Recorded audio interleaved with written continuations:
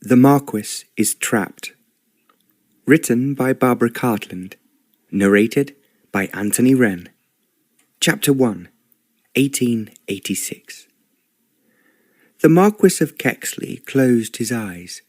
He was feeling incredibly tired, which was hardly surprising considering his love-making had been extremely fiery.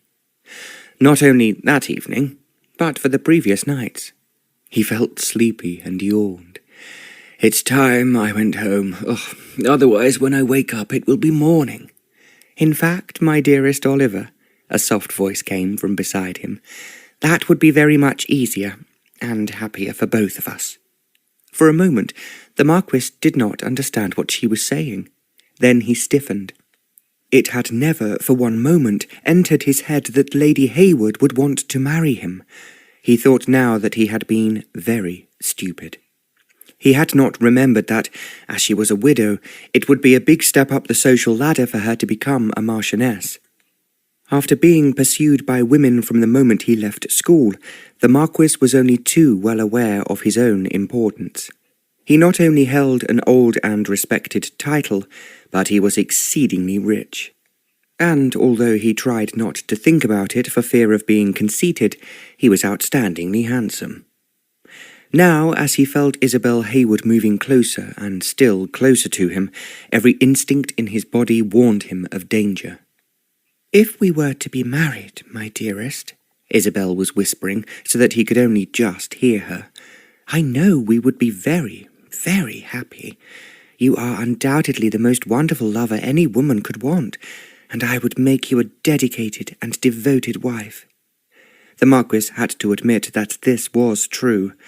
Lady Isobel Heywood had taken the social world by storm when she first married Lord Heywood, who was nearly 30 years her senior. He had brought her proudly to court, and naturally the beau monde had a great deal to say about the stupidity of any man who married a woman young enough to be his daughter. However, Lord Heywood was infatuated, as a great number of other men were to be in the years to come. Isobel was the daughter of a country squire, who was of local significance, but not rich enough to give her a season in London. That would have involved a ball and innumerable luncheon and dinner parties, all of which would have cost money, and he much preferred to spend his rather meagre income on his horses and the crops on his estate. Isobel had thus remained somewhat unnoticed in a country where most of the men were near her father's age. It was by chance that Lord Heywood, whilst visiting the Lord Lieutenant of Hertfordshire, had asked to see the horses of his neighbour. Lord Heywood had been a widower for many years after his wife had died in childbirth, meaning that he had never had the son he longed for. "I hear he has some outstanding mares," said Lord Heywood, "and I would like to purchase one or two of his, as my own mares are, they're getting old." Isobel's father was suffering badly from an arthritic leg that prevented him from walking far, so it had fallen to Isobel to take Lord Heywood around the stables and paddock where the mares were grazing.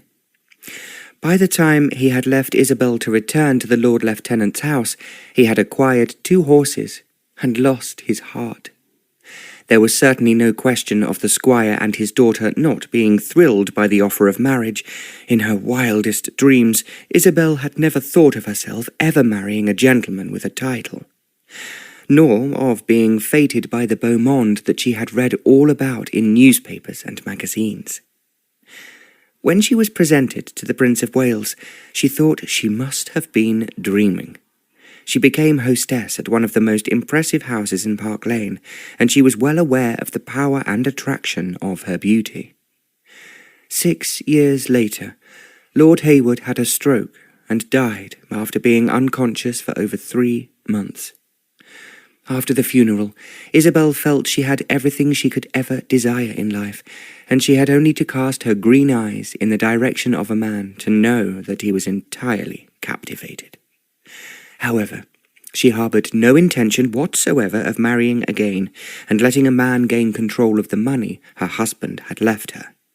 Yet, when she first met the Marquis of Kexley, her world turned a somersault. She fell in love, definitely something she had never done before. She realized that what she desired above all else was to be the Marchioness of Kexley, but she was far too intelligent by this time in her life to rush any fences. She smiled at the Marquis invitingly, but she did not send him any invitations to dinner or luncheon. These had to come from him. Eventually, he did ask if he could dine with her one evening after they had been seated side by side at a dinner party at Marlborough House with the Prince of Wales. Isobel hesitated for a second, and then she suggested a date at the end of the week. "Would you like a large party?" she had asked. "You know perfectly well," the Marquis responded, "that I want to talk to you and learn a great deal more about you than I know at the moment." Isobel smiled at him and did not say anything more, as she had achieved just what she desired. She had bought a new dress for the occasion, which was even more expensive than those she usually wore. She took a great deal of trouble over choosing the food and, of course, the wine. When the Marquis arrived at her fashionable house in Mayfair, she thought he might have been a Greek god coming down from Mount Olympus. She was very aware of the admiration in his eyes as she moved towards him, glittering with diamonds. Her exquisite figure was displayed by the tightness of her gown and the smallness of her waist. The Marquis was expecting a large party, but was not at all surprised to find that he was the only guest. Every word over dinner had a double entendre. They went into the drawing-room when dinner was finished, but they were both so well aware that it would be much pleasanter and more comfortable to move down the passage towards the state apartments. When they met again 3 nights later, there was no question of going first to the drawing-room. At the age of 30, Isobel was at the height of her great beauty and charm, and she was extremely experienced where men were concerned.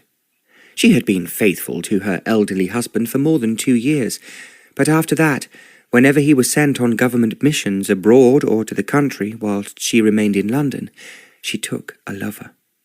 With her beauty and her husband's position, it was very easy. There were always gentlemen eager to make love to a new beauty, especially if every member of their clubs in St. James's Street admired her. Where Isobel was concerned, it made them feel as proud as if they had just won the Gold Cup at Ascot, or, as one admirer told her, his horse had been first past the winning post in the Derby. Whilst Isobel enjoyed the admiration and attention she received from her many lovers, they were not of any real significance to her. Only when she met the Marquis did her heart begin to rule her head. She definitely wanted to be a marchioness, and at the same time she wanted to possess his heart and body. Now, as she snuggled closer to him, she thought he must feel the same as she did. After what she had just said, he would tell her they would find eternal happiness together as man and wife. Instead, to her great surprise, she suddenly realized that he was asleep. His eyes were closed, and he seemed to be breathing evenly. He had obviously not heard a word of what she had just said to him. Another woman might have been stupid enough to wake him up and repeat her suggestion, but Isobel was too clever for that. "I will ask him again tomorrow," she told herself. Then she laid her head gently onto his shoulder. It was several minutes before he awoke with a jerk, and for a moment he seemed to look round the room as if he was not certain where he was. Then he exclaimed, "Oh, forgive me, I fell asleep. I can only apologize. You are tired, my dearest, and it's not surprising. How could I be so foolish as to sleep when I am so close to you?" the Marquis asked, shaking his head. Then he turned towards her and added, "I must go home. Otherwise we shall be woken up by your lady's maid, who will be extremely shocked to find you are not alone." "There is no hurry," cooed Elizabeth softly. "I have to think of your reputation." The Marquis kissed her cheek and then quickly got out of bed. Too late, she put out her arms to stop him. "It must be nearly 4 o'clock, he remarked as he began to dress. "And now to think of it, I have an important engagement this morning. I must hurry home and snatch some rest, or I will not make any sense at all." "You do know that I want you to stay with me," she murmured softly. "I shall be very lonely without you." "I can only thank you for an entrancing evening." "When can we dine together again? Tomorrow? Or rather tonight?" The Marquis shook his head. "I have a feeling I have accepted an invitation from Marlborough House. I will let you know in the morning." He was dressing with a swiftness and expertise that always annoyed his valet.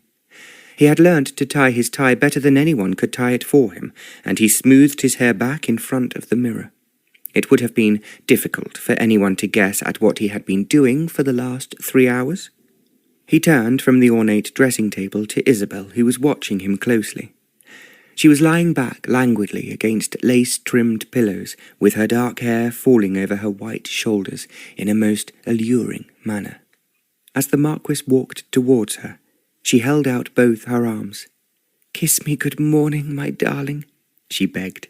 The Marquis smiled at her. Then, taking one of her hands in his, he raised it to his lips. "I have been caught in that trap before," he joked. If a man allowed a woman to place her arms around his neck when she was lying below him, he would topple over her, and then it would be difficult to escape. Isobel's fingers closed over his. "You will not forget me, darling Oliver?" "That is seriously impossible." "Do stay, just a little longer," she implored. "I have something of importance to say to you." "You are not to tempt me, Isobel, as otherwise my business meeting this morning will be a farce." He moved away to the door before she could reply. As he pulled it open, she gave a little cry. "Oliver! Oh, Oliver, I cannot let you go." He smiled benignly at her. Then, without another word, he went out of the room, closing the door gently behind him. She could hear his footsteps going quietly along the passage as she bent forward to listen. Then she threw herself back against the pillows. "I will ask him again," she decided, "the next time he comes. I should have suggested it before he became so sleepy. It was stupid of me." She was almost angry with herself. Then, sitting up in bed, she pulled on the soft chiffon nightgown that had been lying on the foot of her bed. The Marquis walked briskly up Park Lane, feeling the morning breeze on his face. The stars were disappearing, and in a short time the first rays of dawn would be creeping into the sky. He walked with determination. He felt somehow it was absolutely essential for him to distance himself from Isobel as soon as possible. How on earth, he asked himself, could he have been so foolish? How had he not anticipated that sooner or later she would want to marry him, as so many other women had? For them, it had been impossible, as they had already had a husband. He had recognized by the time he was 20 that it was most dangerous for him to have anything to do with debutantes. His father had warned him in the first place, and he had already seen several of his contemporaries caught by ambitious mothers and hurried up the aisle well before they could realize what was happening. The season in London, amusing and attractive as it could be, was extremely dangerous for a young man who had a title or a fortune. Every aspiring mother was determined that by the end of the London season her daughter should be engaged to be married, or that she should have received so many proposals that any man accepted as a suitor would feel he had won a difficult battle. There were, however, fortunately for men like himself, who had no wish to be married off, a great many restrictions.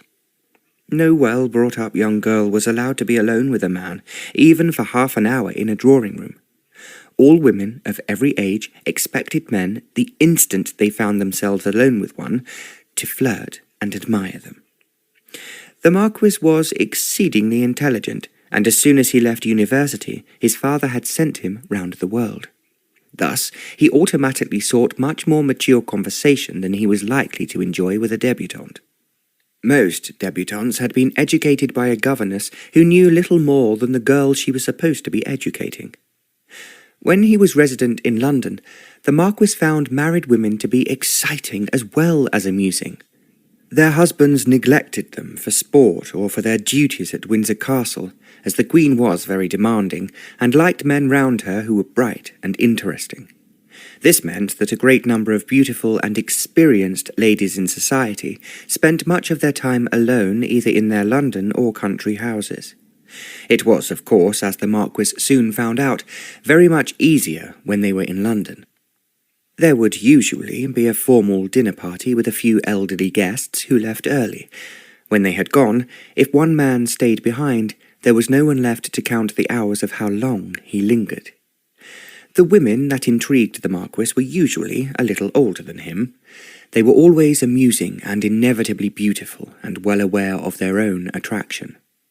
The Marquis actually had more to offer than most of the other younger gentlemen in the social world.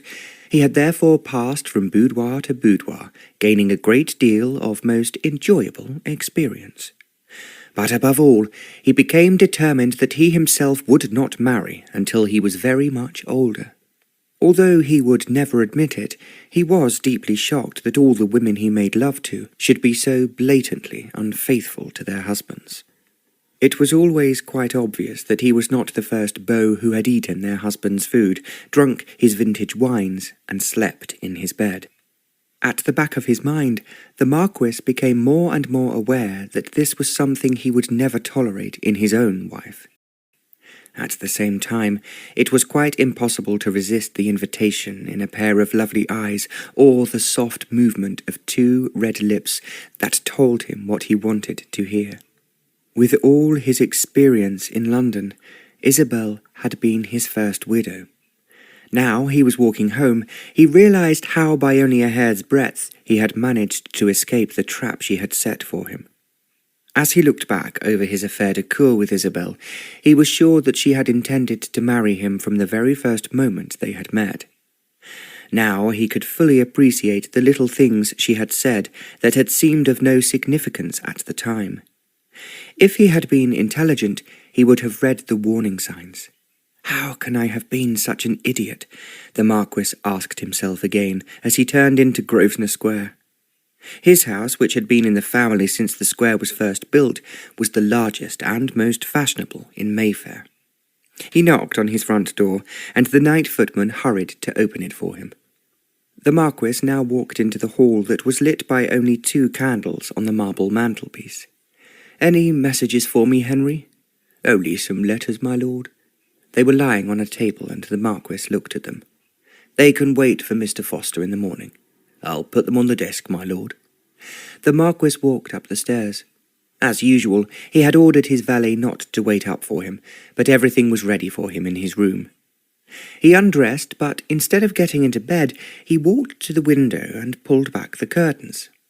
Now the first rays of light were flickering over the roof, and the last evening star was fading with the darkness. There was the soft hush in the air that always comes before the dawn. The Marquis was thinking only of himself, and the soft voice of Isobel suggesting that they should be married. The idea horrified him. How could he possibly marry any woman he could not trust, and who would be unfaithful to him the moment he left home? He had always hated the idea of being tied down, of taking a wife as was expected of him, because it was so important that he should produce a successor and heir. He felt as if marriage would imprison him. It would take away his freedom, which, although he had not thought of it often, was very precious. He had seen so many of his dear friends captured and compelled to live a life that was entirely different from anything they really enjoyed. The longer he participated in the social world, the more he considered that its rules and regulations were ridiculous.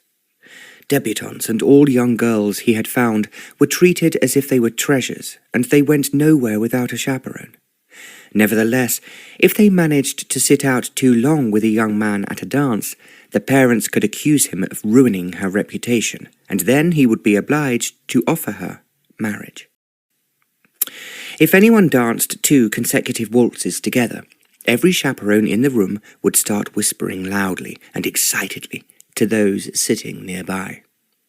Such a daring procedure spelt out the stirring word, betrothed. The Marquis had soon become conscious that every ambitious mother was after him as a matrimonial catch. He received innumerable invitations from hostesses he had never met for balls, dinners, parties, and soirees of every description. His secretary had learnt to refuse them on sight, but they still came piling into the letterbox day after day. When the Marquis attended a ball, which was often, he took great care to dance only with married ladies. Wearing their tiaras, they smiled at him invitingly as soon as he arrived in the ballroom. It was their invitations he accepted, despite those which came regularly to him from Marlborough House. The Prince of Wales liked young gentlemen who were handsome and influential.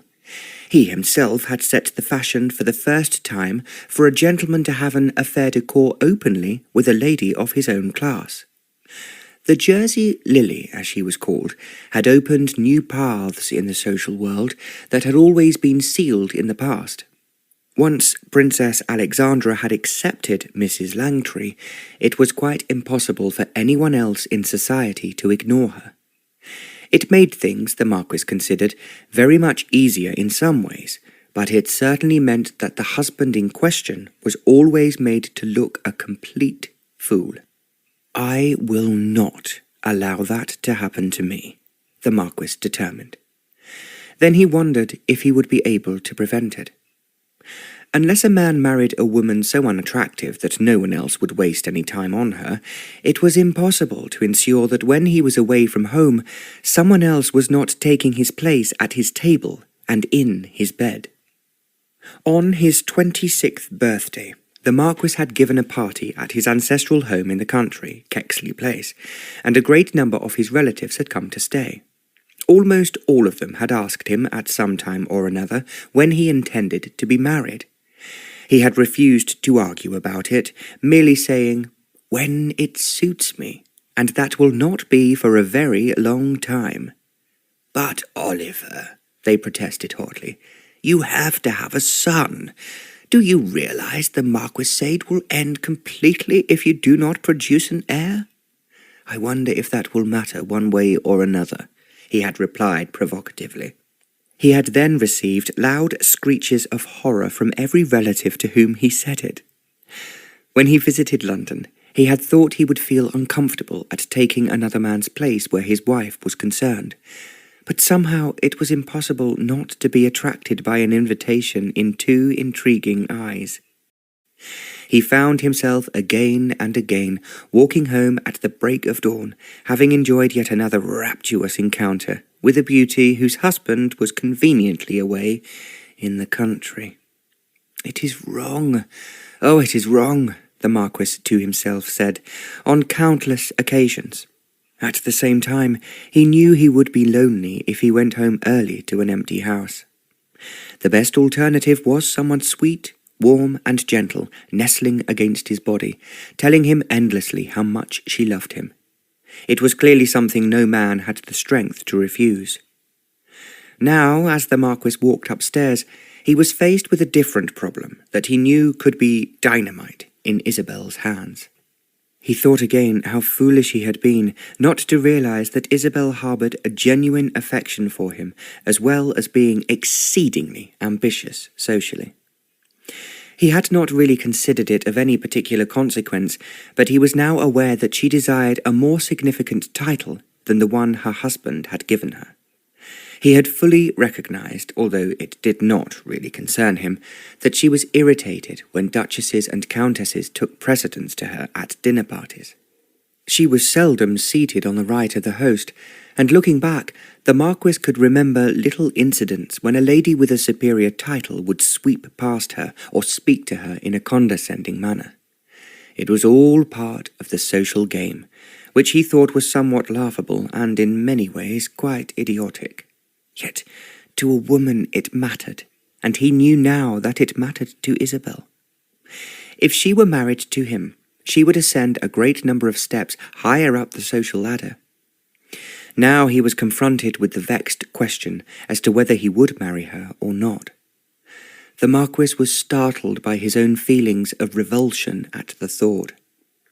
If he ever married, it would not be to a woman who would be unfaithful to him, nor one who wanted him more for his title and his money than for himself. Yet, he asked, was it possible there was any woman in the world to whom these two things did not matter? And anyway, he was very determined to marry only when he was really in love. I suppose, he pressed on in his mind, I am just expecting too much of life, as it is lived in this dimension, or should one say, in the beau monde. Women want social status and money. They know the more beautiful they are, the more they are likely to achieve it. Then, almost fiercely, as if he felt threatened, the Marquis vowed, but not where I am concerned.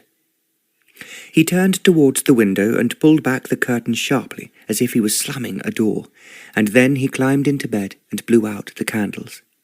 Although he was tired, he did not fall asleep. Instead, he was wondering what he should do about Isobel. He was certainly used to the curtain coming down on his love affairs unexpectedly. How was he going to tell her that their affaire-de-coeur was at an end? At this moment he had no wish to see her again, and most of all he did not wish to even discuss, as he knew she would insist, whether or not they should be married. It would be embarrassing for him, and also he was not certain as to how she would take the idea of their affair closing down so abruptly. Some women he had left had wept copious tears. Some had written pleading letters. Just one or two had accepted the silence between them as something that could not be altered and made no comment of any sort. Later in the morning, his secretary, as was usual in such situations, would dispatch a large bouquet of orchids or roses to Isobel. There would be no card or letter with it, because it was the Marquis's sense of protection not to put anything in writing. He had never written love letters, as he knew how dangerous they could be if a husband became suspicious about his wife's behaviour. Isobel would receive her orchids, but she would not be aware that they marked the end of an affair that she had hoped would end in marriage. Still, she would be expecting him for dinner. If not tonight, then the night after, or the night after that. But what would come after that?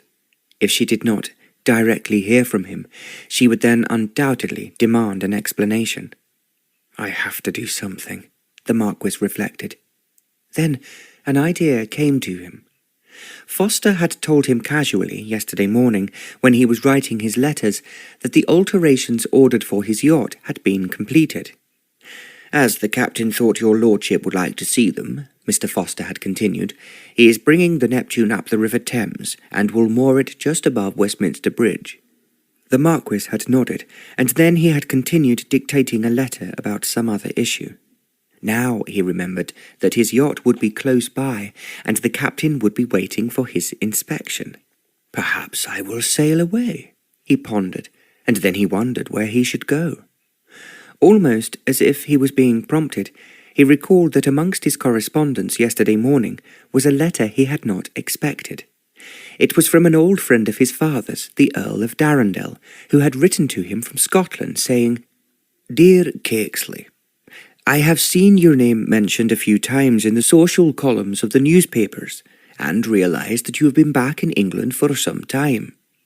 As you will doubtless remember, I was a very close friend of your father's for many years, and I am wondering if you would like to come to Scotland at any time and stay with me at Darendell Castle.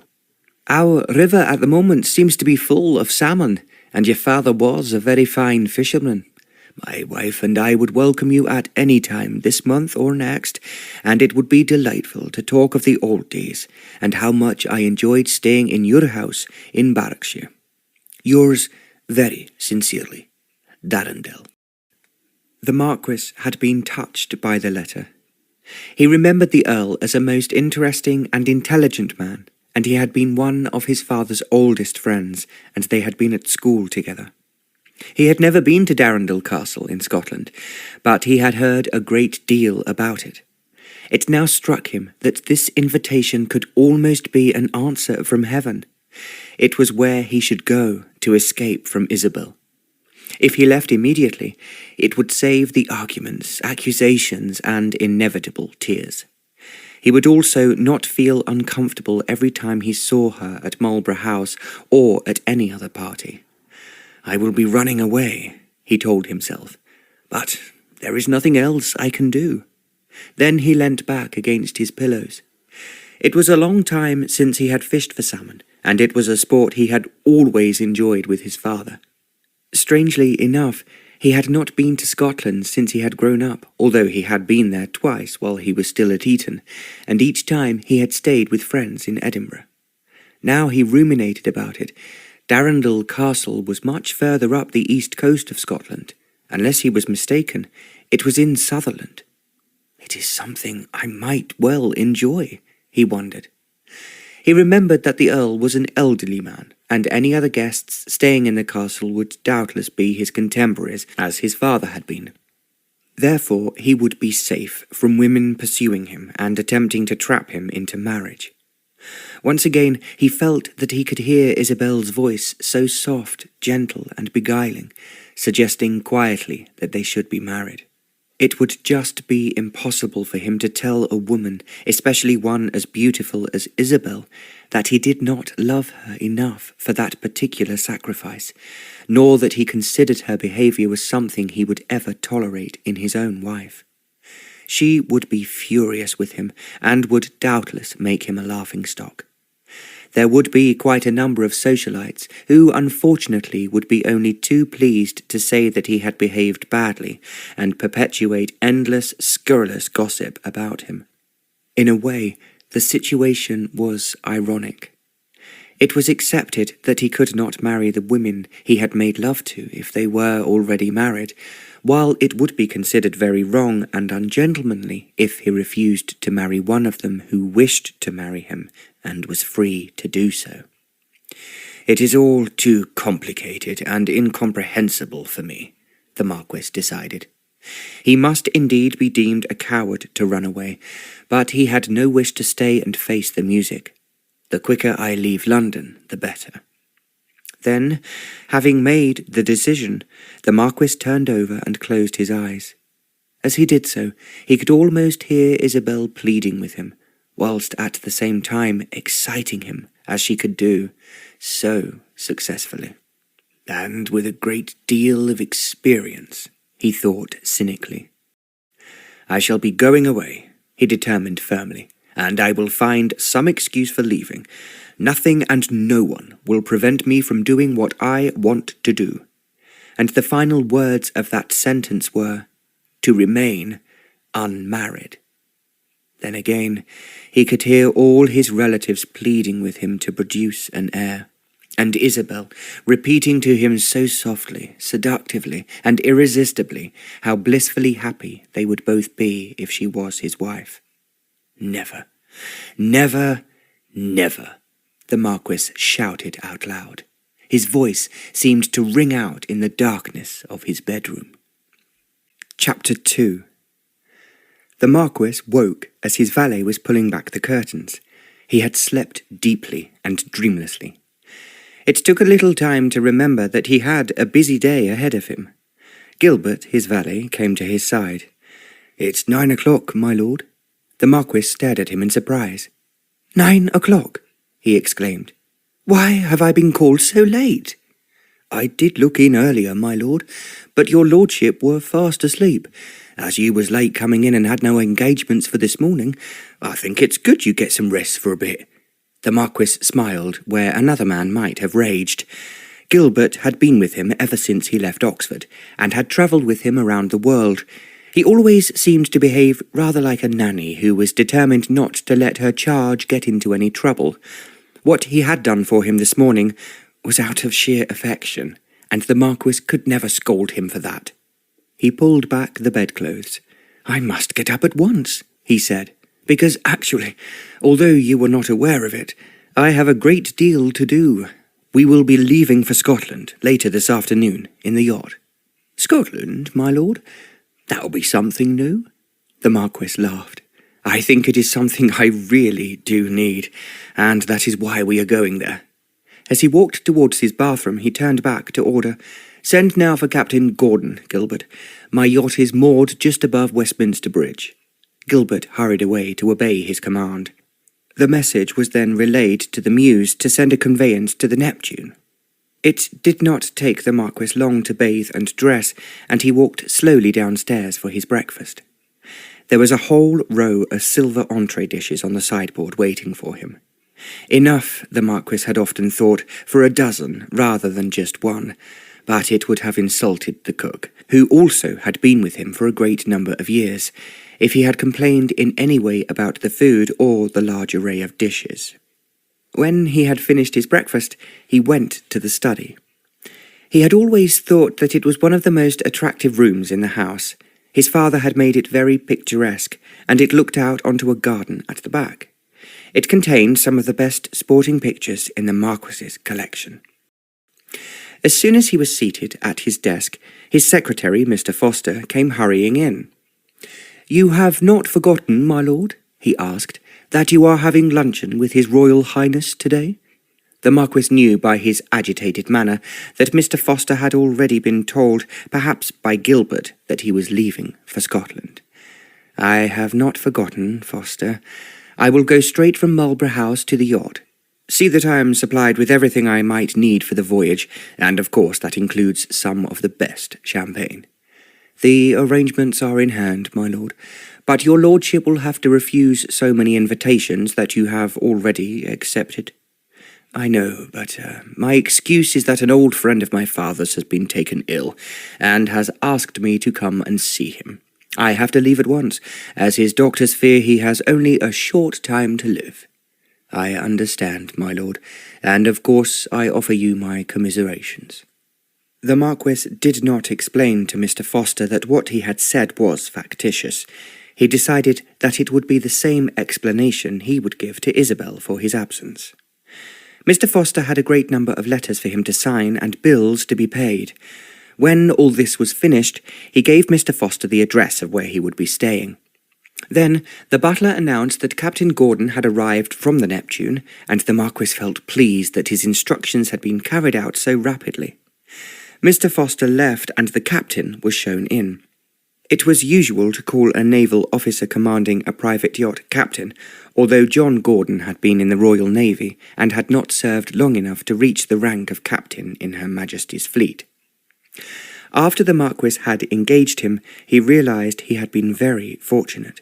He was employing an excellent captain, who was not only experienced, but had a real love of the sea, and he was very enthusiastic when it came to improving the yacht. The crew he engaged were nearly all ex-navalmen. The Marquis rose and held out his hand to welcome the captain. "It is good to see you, Gordon, and I hope that all my new ideas have been put into practice."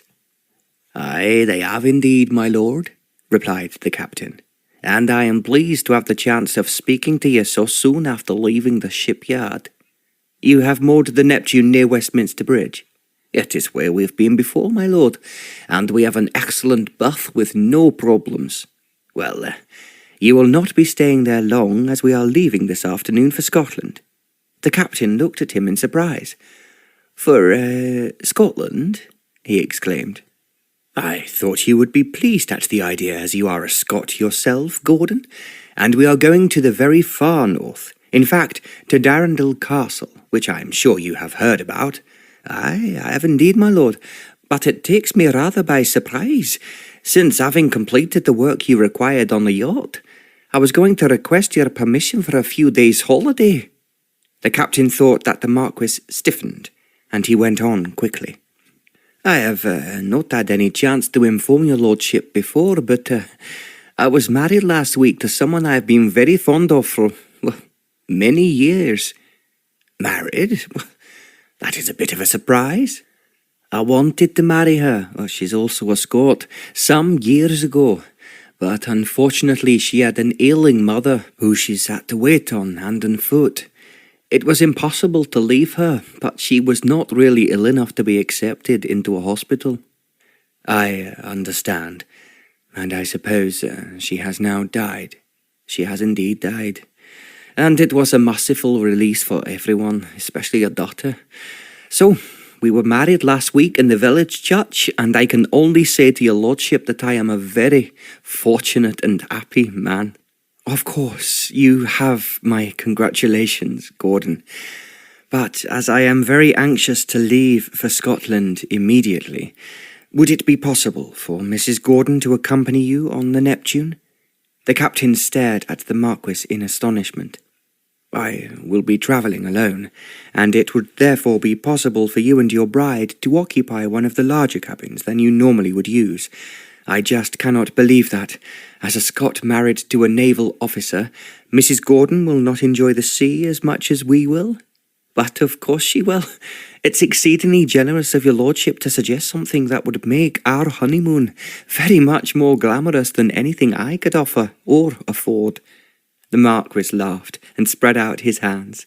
"The Neptune is at your disposal, and I assure you, Captain, that I will not intrude on your honeymoon. It's just the sort of kindness, my lord, that I might have expected from you. As you are giving me and my wife a honeymoon we will always remember. I'll strive to make the voyage as comfortable and pleasant as I can possibly do for your lordship. You must tell me, Gordon, what you would like in the way of a wedding present, although it may have to wait until we return." The captain thanked him again profusely, and then he left hurriedly to make preparations for the voyage and to collect his bride, who fortunately was staying not far from where the yacht was moored. The Marquis then rang the bell for Mr. Foster. "As we have a bridal couple aboard," he said, "the least we can provide is a wedding cake and champagne."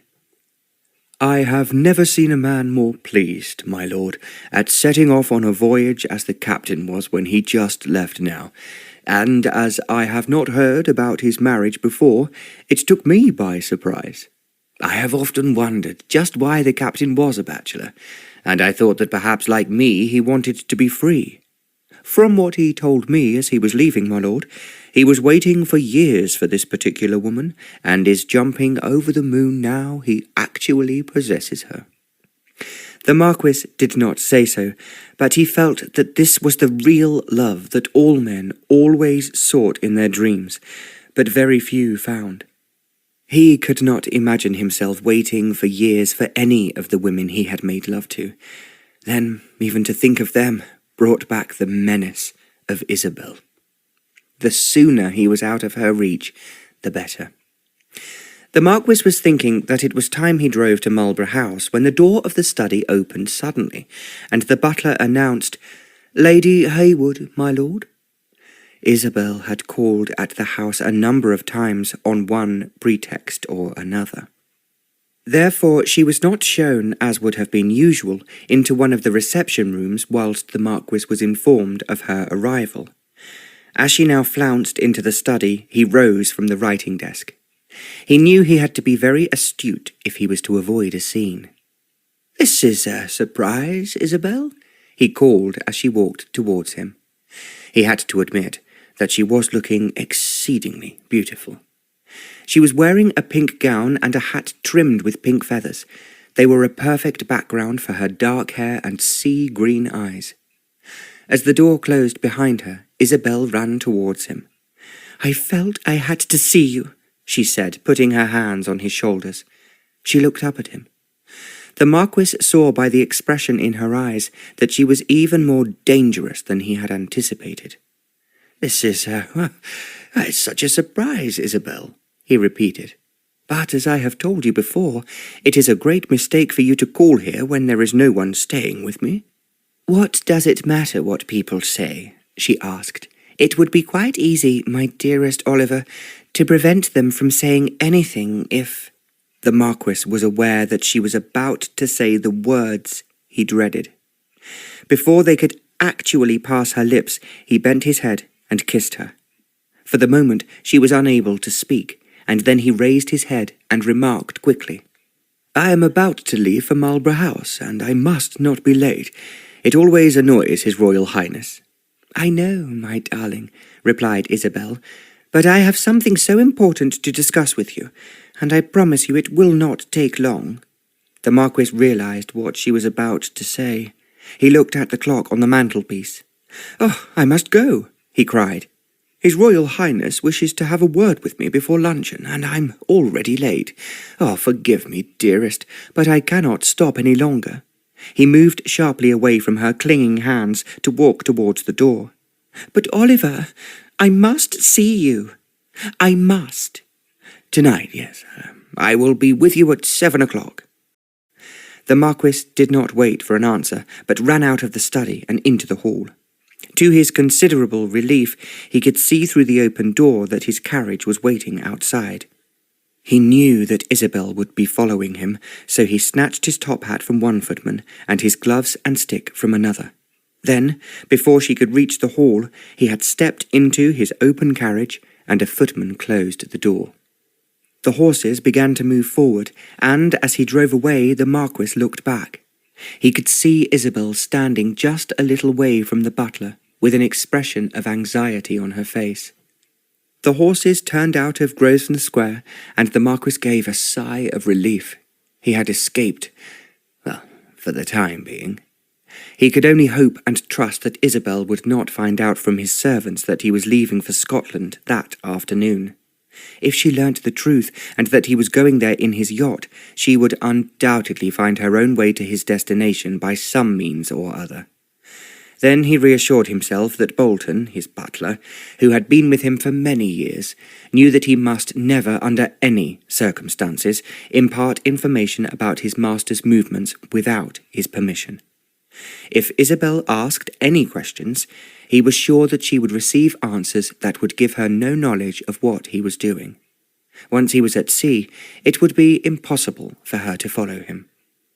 The Marquis reckoned as the carriage drove down Piccadilly that he had had a very narrow escape. But he was not yet completely out of the woods. Once again he was asking himself how on earth he could have been so foolish or so blind. Why had he not suspected Isobel's intentions from the very first moment he made love to her?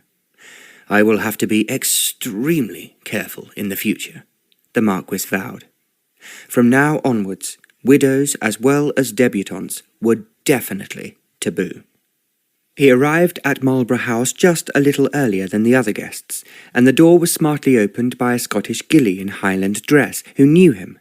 "Good day, my lord," he welcomed him in a strong accent. "Yes, good to see your lordship again." A powdered footman in a bright scarlet coat took the Marquis's hat, and a page in a dark blue coat and black trousers then led the Marquis up to the first floor. The Prince of Wales was waiting for him in a room panelled in walnut, with tall windows overlooking Pall Mall, and greeted him warmly. "I have been wanting to have a word with you for some time, Oliver, but we always seem to be surrounded by beautiful women who demand our full attention." The Marquis did not answer, and after a moment the Prince gave him a sharp look. Then he inquired, "I don't wish to be impertinent, but are you happy? Isobel Heywood told me the last time she dined here how much she loves you, and begged me to help her." The Marquis thought this was quite a familiar move by many women, as they were well aware that the Prince of Wales always wanted to be told a secret before anyone else, whether it concerned love, marriage, or a question of money, and he liked his friends to ask for his assistance. The Marquis realized that this was the result of being treated so badly by his mother, the Queen, who deliberately excluded him from any of the decisions that concerned the government or the Empire. He was not even permitted to scrutinize the reports submitted by the Foreign Office, although he had been a great success on his visits to France and to other countries in Europe. The Prince was frustrated because he was given no position except that of heir to the throne. It was thus not surprising that he spent his time chasing and possessing beautiful women, and had therefore gained the reputation of being a roue. Because the Marquis knew it would please him, he replied, "I have been hoping for a chance, sir, of confiding in you, because I am in a most difficult position." The Prince of Wales was immediately alert. "In what way, Oliver?" "I suspect," he murmured, choosing his words most carefully, "that Isobel Heywood wishes to, marry me." The Prince raised his eyebrows. "Marry you? he exclaimed. "I had not thought of that. I know she is in love with you because she told me so." "I find her very attractive," the Marquis conceded, "but as your Royal Highness knows, I have no wish to be married. In fact, I have a horror of it." The Prince gave a little laugh. "That is not surprising.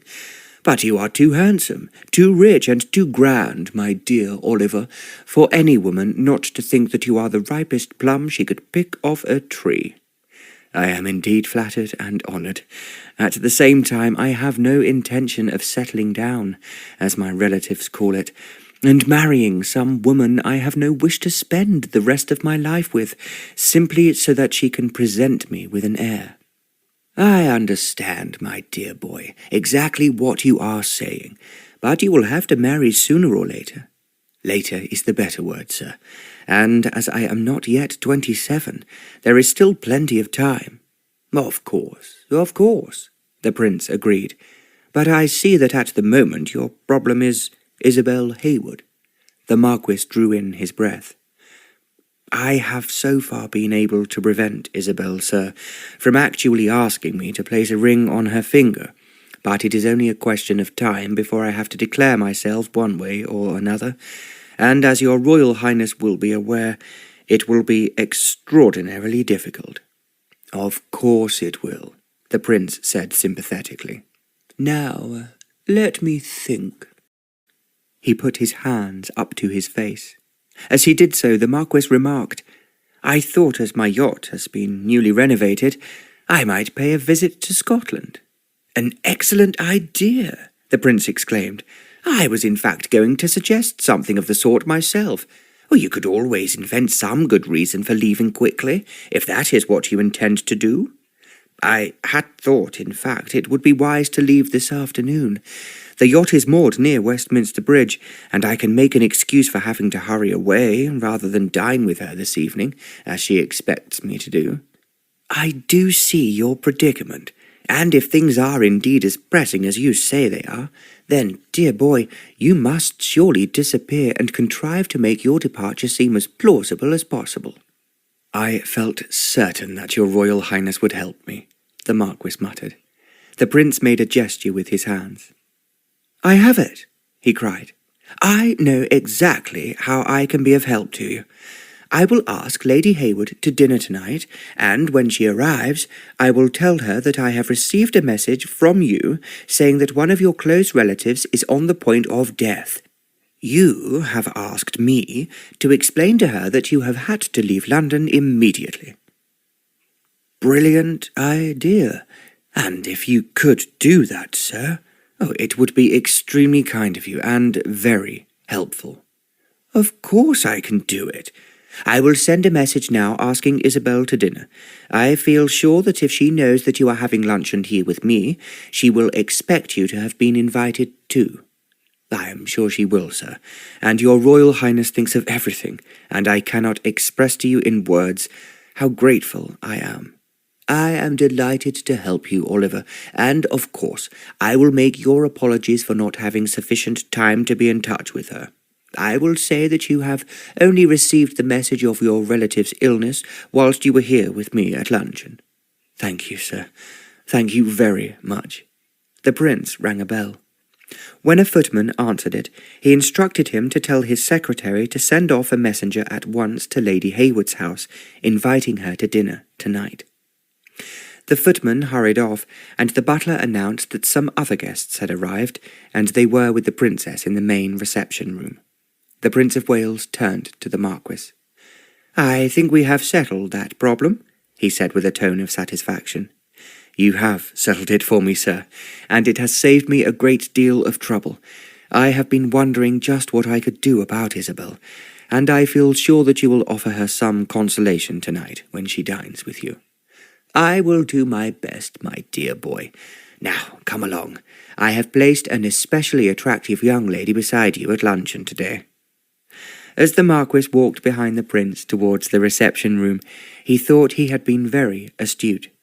He had now dealt in a skilful manner with Isobel.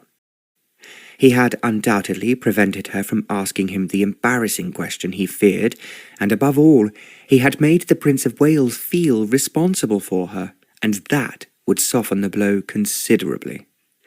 By the time I return to London, he told himself, she will have found someone to take my place.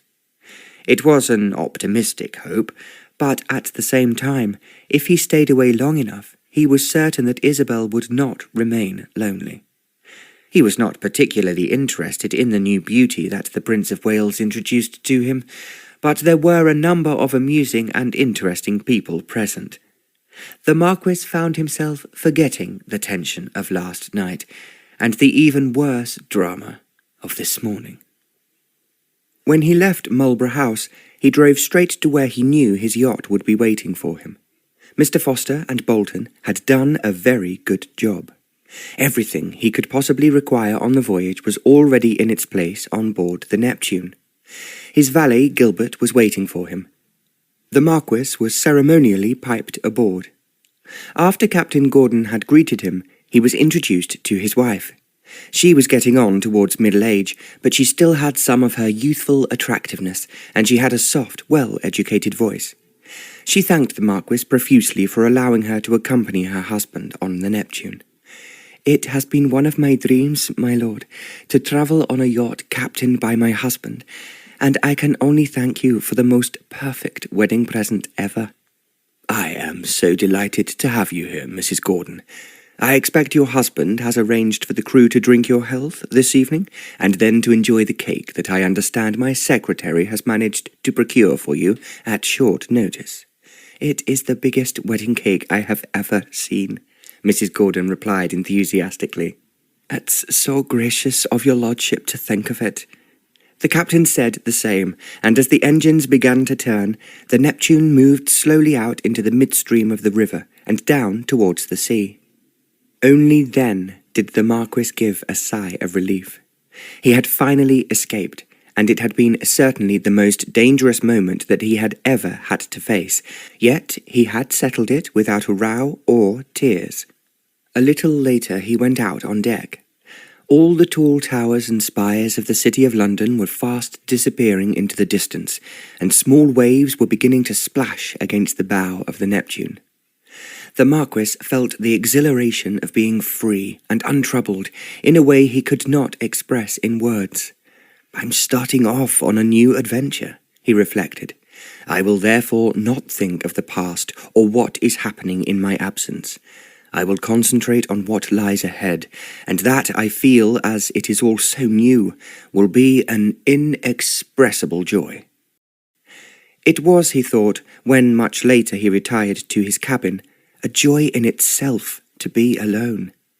Not only because of the women like Isobel who invariably made relentless demands on him, also because he could not go for long without seeing his horses that were in training at Newmarket. He always enjoyed being present on a racecourse when any of them were likely to win. He was a good polo player, and polo had become a fashionable sport, and there were always admirers watching as he distinguished himself in the game. Apart from his sport, there was his many visits to Windsor Castle. His father had occupied a most influential position at court, and it was only a question of time before Queen Victoria offered him a similar post. The Marquis knew that she was only waiting until he was older, and he had a slight suspicion that she was also waiting until he had married and settled down. Oh, he disliked that expression intensely.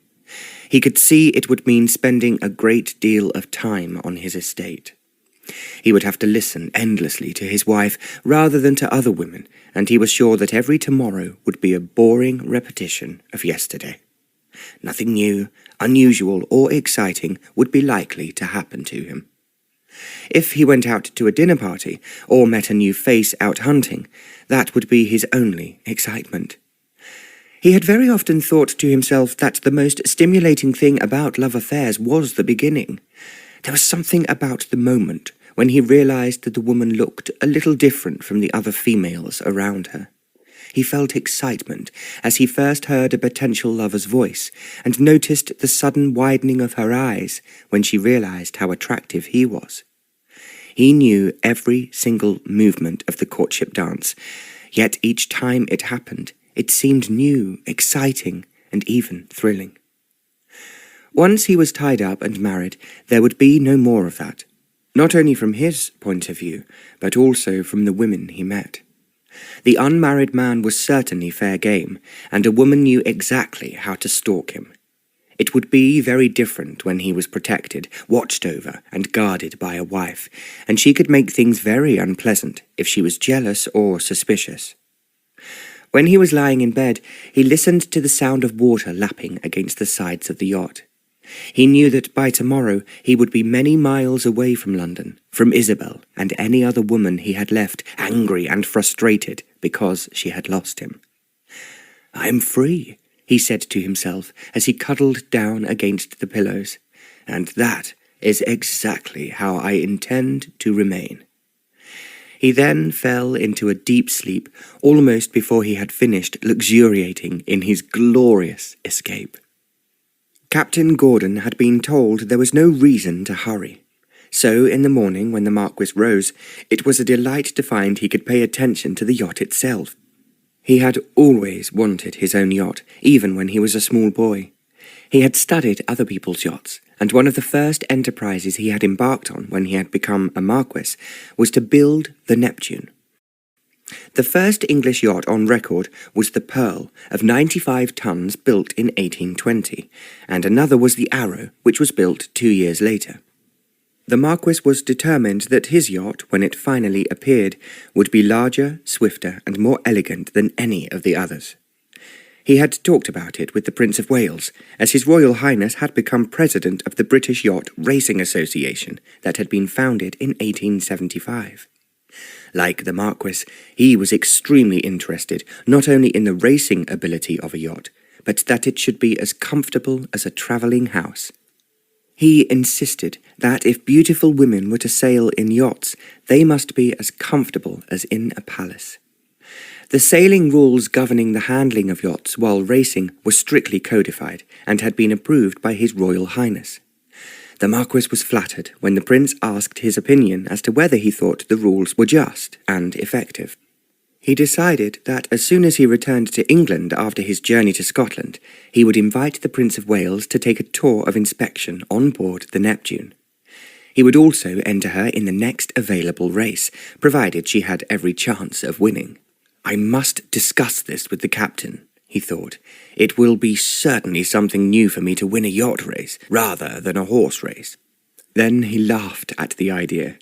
He had won so many trophies one way or another, so one extra prize for the Neptune would not make much difference. Yet he could not help thinking at the very back of his mind that it was important he should keep himself well occupied by other interests rather than just women. That Isobel had virtually proposed marriage to him had been a shock he would not forget in a hurry. He now remembered a relevant incident. A friend of his that he had been at Oxford with had been out riding, and a girl who was a near neighbour and whom he had known for many years joined him. A violent thunderstorm had suddenly burst, and they had sheltered in a small woodcutter's hut until the worst of the storm had passed. Because they were both so interested in horses, they had talked about them during the hours they were together.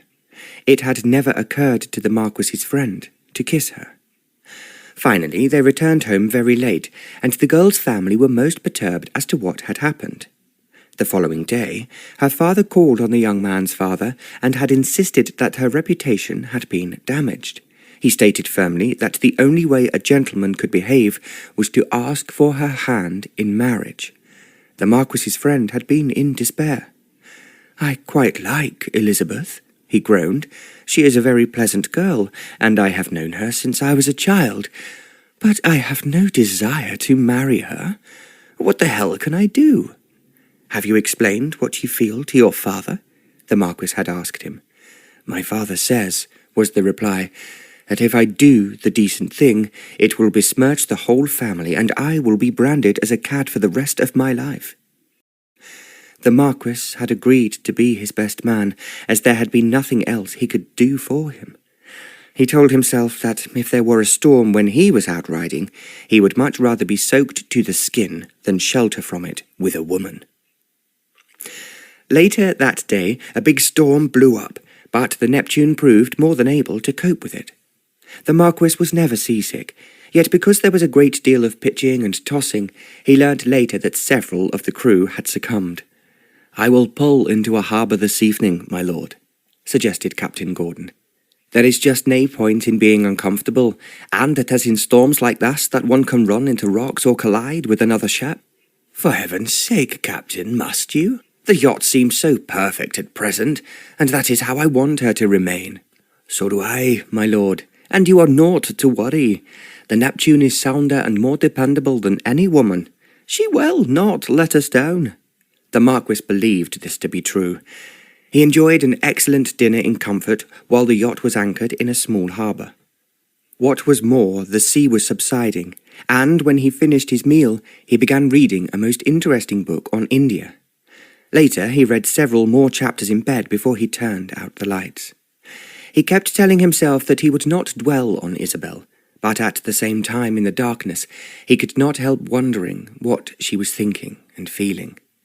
He had no wish to make her unhappy, but he could not sacrifice himself merely to give a woman the pleasure of being his wife and sharing his title. "When I am getting on for the ripe old age of 40, he reflected, "I will begin to think seriously of getting married. That would give me 10 more years of sheer enjoyment, untroubled, unnagged, and unbored." The words seemed almost to roll off his tongue. Then he chuckled. He was being far too serious about what was really just a minor episode in his life. There would undoubtedly be a great many more of his affaires-de-coeur yet to come. "The only thing I have to avoid," he mused before he fell asleep, "is a trap. By now I should be quite sensible enough to recognize one on sight." The next day the sun was shining, and the Neptune was moving swiftly, and the Marquis spent most of the day on the bridge with Captain Gordon. He listened to many stories about the sea and Scotland that he had never heard before. When the captain wished to go below, the Marquis took charge, and he found controlling the yacht himself was as exhilarating as riding a spirited stallion. By the time the day was over, they had progressed a long way up the coast. Tomorrow they would be in Scottish waters. The Marquis debated whether he would stop off in Edinburgh, as it was a city he really wanted to visit again.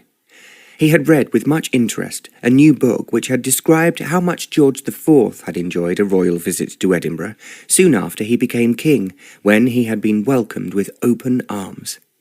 "Perhaps I will go there on my way back south," the Marquis pondered. The Earl of Darendell would have by now received the letter he had told Mr. Foster to write, and he would be expecting him shortly, and it would be somewhat rude if he lingered too long on the journey. He tried to remember what his father had told him about the Earl. All he really knew was that Darendell Castle was of great historical interest, and the Earl himself came from an ancient family, the MacDarrens, being one of the oldest and most respected clans in the north of Scotland. The Marquis had enjoyed fishing ever since he was a small boy. He had fished in the lake at home and been thrilled when he caught even a small trout. He could remember his first one, and he had carried it excitedly back to his mother. Later, he had fished on the best rivers in England. He had also fished abroad, and there he had caught a variety of different fish, and had difficulty in discovering the names of some of them. Now he recalled that his father had told him that the Darren River was one of the very best salmon rivers in the whole of Scotland. The Marquis thought with satisfaction that at least he had brought the strongest rods and the finest collection of new flies that could be purchased in London. It was far too early for grouse shooting, and yet, if he made himself pleasant, he would doubtless be invited again for the 12th of August. In point of fact, he pondered, I am not going to miss London even for a second. It will be a change to be fighting for a silver salmon rather than for a pretty woman, who would doubtless not seem to be so attractive once I had caught her. Then he laughed at himself for being such a cynic. At the same time, he could not help rejoicing again and again that he was free. And that was more important than anything else. Chapter 3. The next day was very rough again, and when the yacht reached Holy Island, the Marquis decided he would definitely call in at Edinburgh. They passed by the mouth of the River Tweed, and although a strong head wind was still blowing, the Marquis went on deck to watch the Neptune move slowly past St. Abb's Head. From there, they steamed along steadily up to North Berwick, and then altered course to enter the Firth of Forth. It was a little time before the skyline of Edinburgh came into view, and the Marquis could see ahead of him the palace of Holyrood House and Edinburgh Castle. On the outskirts of the city, they put into a harbour where there were a small number of boats sheltering from the bad weather. The Marquis remembered distinctly that the house where he had stayed with his father was not far from the palace. As it was not yet late in the afternoon, he thought he would call on them immediately. He sent a sailor on shore to find him a carriage, and a few minutes later he was moving through the streets of Edinburgh. He wondered if it might be interesting to call in at Edinburgh Castle, as there could be officers there he had known in the past. But then he decided it would be better to call first on his father's great friend, Lord MacDranagh. The house was large and impressive, exactly as he had remembered it. He asked if Lord MacDranagh was at home, and was shown into a room where there were a number of people. When his name was announced, 2 men rose, and the Marquis recognised them as old friends he had known as a boy. "Oliver," one of them exclaimed, "this is indeed a big surprise." "I thought it would be, Neil. I am on my way to the north of Scotland in my yacht, but as the sea was so rough, I put in here for shelter."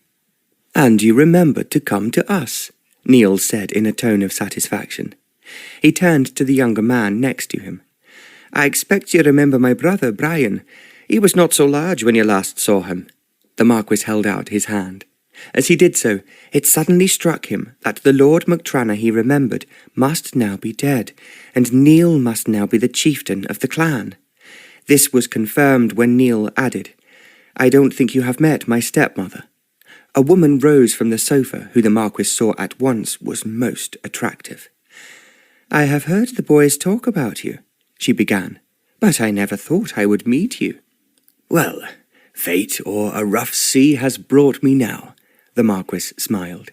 "And you must stay with us," insisted Neil. "We are giving a dinner party tonight, and it will be delightful for our friends to meet you." "I'm sure I shall enjoy meeting your friends. Are you sure you want me to stay? I can easily go back to my yacht." "I insist you stay with us, Oliver." He rang a bell and told the butler that the Marquis would be staying the night, and a carriage was to be sent to the yacht to fetch his clothes and his valet. "It is very exciting for us to have you here," Lady MacDranagh said to the Marquis. "Whenever we have news from London, you always seem to be mentioned. The boys have told me so many stories of what fun you had when you stayed here when you were younger." "I'm glad I have not been forgotten." "I am sure it would be difficult for anyone to forget you," Lady MacDranagh replied. There was a note in her voice that sounded familiar. When he looked at her, he recognised the expression in her eyes that he had seen so often. It seemed most extraordinary that Neil's stepmother should be so young. The Marquis guessed she was about the same age as him, or perhaps just a few years older. Yet she had been married to Lord MacDranagh, whom he remembered as being the same age as his father. The Marquis learned that the party this evening was being given in honour of the Duke of Hamilton, and several Scottish aristocrats from Edinburgh had also been invited. After having no one to talk to for the last few days, the Marquis enjoyed the conversation that followed over a number of cups of tea. Then Lady MacDranagh took him up the stairs, and the Marquis realised immediately he was being put into one of the state bedrooms. Waiting for him in the room was Gilbert with his evening clothes already laid out on a chair. "I do hope you have everything you require," Lady MacDranagh said, "and your valet can ask for anything he requires from the servants." "You are very kind," replied the Marquis, "and I am looking forward to a dinner I did not expect." "Then let's hope you will not be disappointed." She smiled at him beguilingly before she left him in the room to change. Gilbert was delighted that he was staying on shore. "You are very wise, my lord, to turn in here. The captain was saying before I left the yacht that it looked as though it'd be even rougher tonight than it were during the day. That is what I rather suspected, and I am sure that we shall sleep very much better here than we would on the Neptune. He realized when he had bathed and dressed that he was looking extremely smart as he walked downstairs. The Duke of Hamilton had already arrived, and he reminded the Marquis that the last time they had met was at Windsor Castle. "I don't go south very often," he said, "and when I do, I usually get told off by Her Majesty for having done something wrong." The Marquis chuckled. "I well remember my father wondering before he had an audience with Her Majesty what he had done, and invariably it was something of which Her Majesty did not approve." They both laughed, and the dinner was announced. There were 20 people in all to sit down in the huge dining room, with a minstrel's gallery at one end. The Marquis found that he was on the left of Lady Mactrana, while the Duke of Hamilton was on her right. Because she was looking extremely attractive, they both vied with each other in making her laugh. She managed to flirt with them just as skillfully, the Marquis considered, as if she was one of the acknowledged beauties of the beau monde. The Highland Games were scheduled to take place the following week, and there was much conversation at the table about the athletic skills that would be on display. The Marquis expressed his regrets that he could not stay and enjoy the games. "We would just love you to stay on, if you possibly could," Lady Mactrana murmured in an almost caressing tone. "It is an event that I would really enjoy, but having accepted an invitation from the Earl of Darendell, I don't think it would be very polite to change my arrangements at the last moment."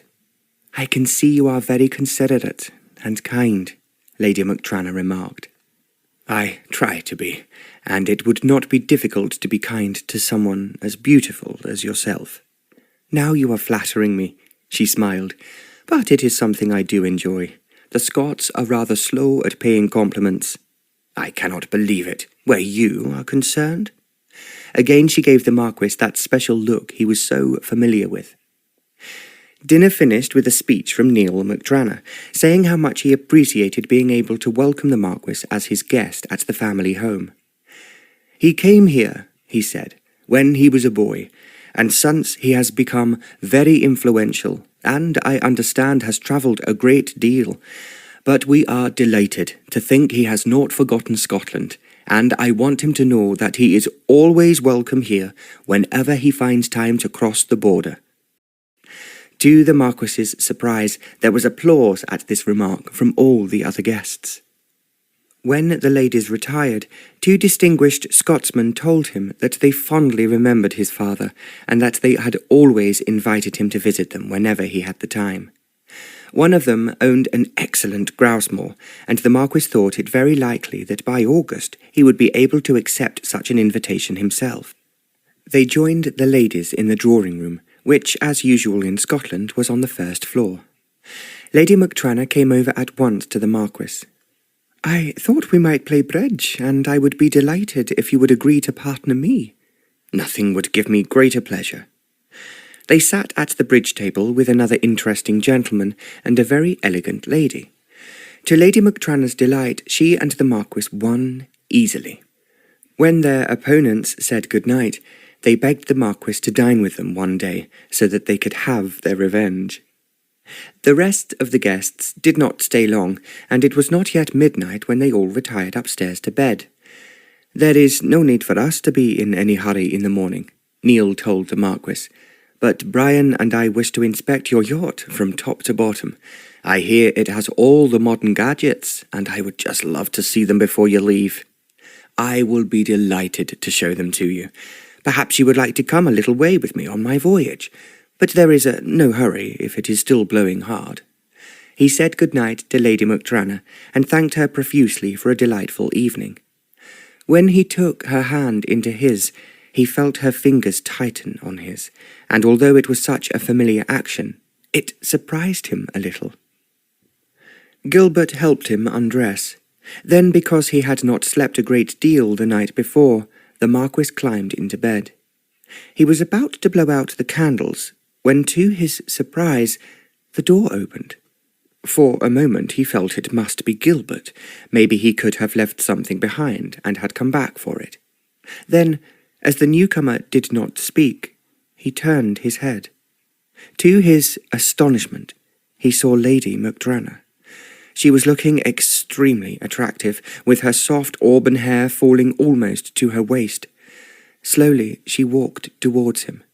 Then, as the Marquis stared at her, she murmured very softly, "I came in to see if you were comfortable, and had everything you wanted." Just for a moment the Marquis was silent, and then he replied, "Not everything." The following morning the Marquis awoke early. He could hardly believe what had happened the previous night had been anything but a dream. Having rapidly run away from Isobel, he had never imagined for a moment that anyone in Scotland would take her place so quickly. It would have been impossible, he thought now, not to have been attracted by Lady MacDranagh. She was not only incredibly beautiful, but lived up to the fiery colour of her hair. It was an unexpected episode that any man would appreciate. She had left 2 hours later in the same unexpected and quiet way that she had arrived. It was certainly something that the Marquis had not anticipated could happen at the very moment he set foot in Scotland. He had, as he had always been there as a boy, thought of Scottish women as kind and friendly, but not particularly alluring or glamorous. Lady MacDranagh had undoubtedly proved his views completely wrong. He had to admit, he had enjoyed every moment she had been with him. Equally, the Marquis told himself as he dressed in the morning that it would be a mistake to linger. He was quite certain that the 2 brothers he had known as a boy would not expect their stepmother to be an attraction for him. It was with a sense of relief that he realized the sun was shining and yesterday's storm had blown itself out. When he went down to breakfast, he found only the gentlemen of the party were present. "It's a nice and calm day," Neil greeted him, "and we are both longing to see your yacht. And that is what I will show you, before I leave. You will come back for luncheon, Oliver?" The Marquis shook his head. "I think I must take advantage of the good weather to sail north. I would expect that I will have to shelter at night, and that always means a delay." Neil and his brother accepted this without arguing. The Marquis had already told Gilbert to return to the yacht with his luggage. When they were preparing to drive to the harbour, there was no sign of Lady MacDranagh. "I think I should say goodbye to your stepmother," the Marquis suggested as he stepped into the carriage. "She will not yet be awake," responded Neil, "but I have left a message with her maid to let her know where we have gone, and I expect she will join us later." The Marquis made no comment, as he was thinking that actually it would make it easier if he wrote to her later. Gilbert had told the captain they were coming, and they were piped aboard, and everything was shipshape and ready for their inspection. Neil and his brother said that they were delighted with everything they were shown. The vast majority of all the modern innovations and changes the Marquis had installed on the Neptune had not yet reached Scotland. Captain Gordon was clearly pleased at their praise of everything they saw as they went round the engine room and into every other part of the yacht. At the end of the tour there were drinks waiting for them in the saloon. "I am determined now," said Neil, "that I will have a yacht, and I will try to make it even more magnificent and up-to-date than yours, Oliver." "That is indeed a challenge, Neil, but I will be very annoyed if you succeed." They all laughed. Then, as the Neptune moved slowly out of the harbour, they went up on deck and stayed on the yacht for another half an hour. Next, they said they must go ashore, as it might be difficult further on to find a conveyance to take them back. The Marquis warmly thanked both Neil and Brian for a most enjoyable evening spent with them. He then requested them to pay his respects to their stepmother and thank her for her kindness, as she had not put in an appearance. He thought it might seem strange if he suggested sending her some flowers. He found a book in the saloon that had recently been published about Queen Victoria, and he thought it was something anyone would like to possess. He asked his steward to pack it up, and then he gave it to his friends to take back to Lady MacDranagh. She will be sorry she did not say goodbye to you, Oliver, but perhaps you will come and visit us again when you journey south." Yes, you must," Brian chimed in. "You are both exceedingly kind, and I will certainly accept your kind invitation if it is at all possible." They said goodbye again, being very complimentary about the yacht as they did so. The Neptune moved slowly away towards the open sea, and the Marquis waved from the deck till they were no longer in sight. It was a great relief when they left the Firth of Forth to find that the sea was comparatively calm, and there was no sign of the storm rising again. The Marquis spent the day with the captain. Then, having dined alone, he went to bed in his comfortable cabin, although it was not as impressive as the room he had occupied last night. As he lay in the dark, the Marquis could not help thinking it was so extraordinary of Lady Mactrana to come to his room on such a short acquaintance. It was something he had never expected to happen in Scotland, as he had always thought of the Scots as more elderly and very proper in their behaviour. The situation had taken him so much by surprise that it was only now that he appreciated that Lady Mactrana was a widow. He had sworn never again to become involved with one. However, it was, he thought, very unlikely she had any further interest in him except as a ship that passed in the night. He was young, he was attractive, and so was she. He guessed if they had met each other unexpectedly in London, the same thing would have happened. It only seemed strange because it was in Scotland, and in a house he had only known when he was a boy. She was certainly most seductive, and he supposed in a way it had helped him to forget how afraid he had been of Isobel and her demands on him. Then he told himself that he had come to Scotland to forget women and to think only of sport. "That," the Marquis said to himself firmly, "is what I will concentrate on in the future." He did not believe there would be many attractive red-headed Lady Mactranas ahead of him. If there were any, he must be astute enough to avoid them. The next day the sea was calm and the sun warm. The Marquis enjoyed every moment of the clement weather. The captain had suggested that they might stop at Montrose, but the Marquis thought it would be wiser to press on to Aberdeen. Once there, he knew that it would only take another day to reach Darendell, and the castle was situated in a bay only a short way from the River Darren. He was looking forward to the salmon fishing, as if he was once again a young boy. He recalled learning from his father how to cast, and looked back with pride at how proficient he had become, and how many salmon he had managed to catch. There had been small fish in the lake in front of his ancestral house in the country, and in the clear stream that ran down the middle of the estate. Although he had enjoyed proudly taking his catch back to his dear mother, it was not the same excitement as catching a salmon. "I suppose I am really just a sportsman at heart," the Marquis told himself. He was thinking of the grouse he had shot over the years, and the pheasants in his woods, as well as his horses that he enjoyed riding more than anything else. Now he began to surmise that he had been spending far too much time lately in London chasing women, rather than enjoying himself in the fresh air of the country. He felt that he was now almost accusing himself of being unsporting. He reflected on the long hours he had spent with Isobel, rather than with birds and beasts. Then he laughed at himself for being pompous.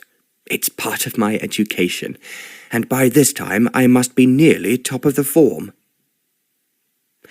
It was 3 o'clock the next day when the Neptune moved slowly into the bay of Darendell Castle. The Marquis had never seen a picture of the castle, but it was so exactly how he felt a Highland castle should look that it seemed almost familiar. It was white against a green background of fir trees, raised above a garden massed with flowers. The turrets on each side of the main block of the castle made it most imposing and almost threatening. In fact, it came to the Marquis's mind that it was a fairy castle, and not real. The captain skilfully berthed the Neptune along a wooden jetty that stood out into the bay. As soon as the yacht appeared, it was apparent that the Earl had members of his staff looking out for him, and by the time the Neptune was safely moored, there was a man waiting to greet them at the end of the jetty. A number of what the Marquis took to be footmen were also in sight, and the young man waiting came aboard and explained that he was the secretary to the Earl. "His lordship has been expecting you for the last 2 days, my lord." "We were delayed by a rather vicious storm," the Marquis explained, and turned into Edinburgh. "That was a very sensible thing to do, my lord, if I must say so. Those storms can be dangerous for a small vessel." The Marquis stepped ashore. He was taken through some beautiful gardens by the secretary and up a flight of steps that led to the castle. "His lordship has been so looking forward to your visit, my lord, and I feel sure you will enjoy the fishing, which has been particularly good lately." "I am much looking forward to the sport." They entered the castle by the front door and into a vast hall. It was hung with antlers, and surprisingly, there was the head of a tiger over the fireplace. As if he was accustomed to making explanations, the secretary informed him. "His lordship killed several tigers in India, and you will see their heads in various parts of the castle." The Marquis smiled. He had thought of bringing back home the head of a tiger he had killed in India, but then he had decided it was too much trouble. It might, however, have looked rather impressive in his house in the country. They climbed up the wide staircase. The secretary was still with him, but a butler wearing a kilt had also joined them. Then, throwing open a large door, he announced in a stentorian voice, "The Marquis of Kexley, my lord." The Earl was standing at the window looking over the garden at the Neptune in the bay. He turned, and the Marquis saw, with his white hair and lined face, that he had aged more than he had expected. "It is delightful to see you, Oliver, after all these years, and I only wish your father was with you."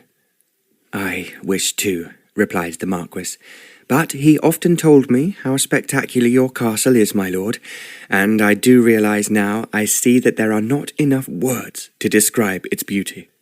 The Earl looked pleased. "It is something I am very proud of, Oliver, and I can only hope you will enjoy staying with us as much as your father enjoyed it the last time he came. He often spoke of it, telling me how he shot 2 outstanding stags and caught, I think, over 20 salmon. I believe it was more than that. Your father was a great fisherman, and I do hope that you are as proficient as he was. It is just what I am hoping, too, but it is something that can be easily proved one way or the other." The Earl laughed. "That is very true, but we have been lucky lately in having more fish than I can remember for some years, and I am also told that the hatching of the grouse this year has been exceptional." "You are indeed lucky, my lord. Actually, I have brought with me not only my own rods, but my father's." "Then you cannot fail to land a prize catch, which, of course, will go down in the annals of Darendell Castle for posterity." They both laughed, and the Earl suggested, "Tea is awaiting us in the next room. My wife had an engagement this afternoon, but she will be back soon. My daughter, not surprisingly, is fishing." They walked across the large room. It had surprised the Marquis that the walls were all covered in books. There was a portrait over the mantelpiece of one of the ancient earls in full Highland regalia, and another one of his wife wearing both a tiara and a plaid. They entered the room next door that also had long windows overlooking the garden and the bay. The Marquis noted that it was decorated completely differently. Here there were a number of pictures against the pretty Chinese wallpaper that had obviously been there for years. The tea table was in front of the fireplace, and the Marquis noticed at once that it was laid for 4 people. This meant there was no one staying in the castle except himself. Although it was not exactly as he had anticipated, he thought it might be to his advantage, as after what had happened in Edinburgh, he might have been in for another surprise. He sincerely hoped not, as he wanted to concentrate on the sport, also to forget, here in the north of Scotland, all the problems and stress that had beset him in London. However, because he was who he was, they turned up unexpectedly in other places as well.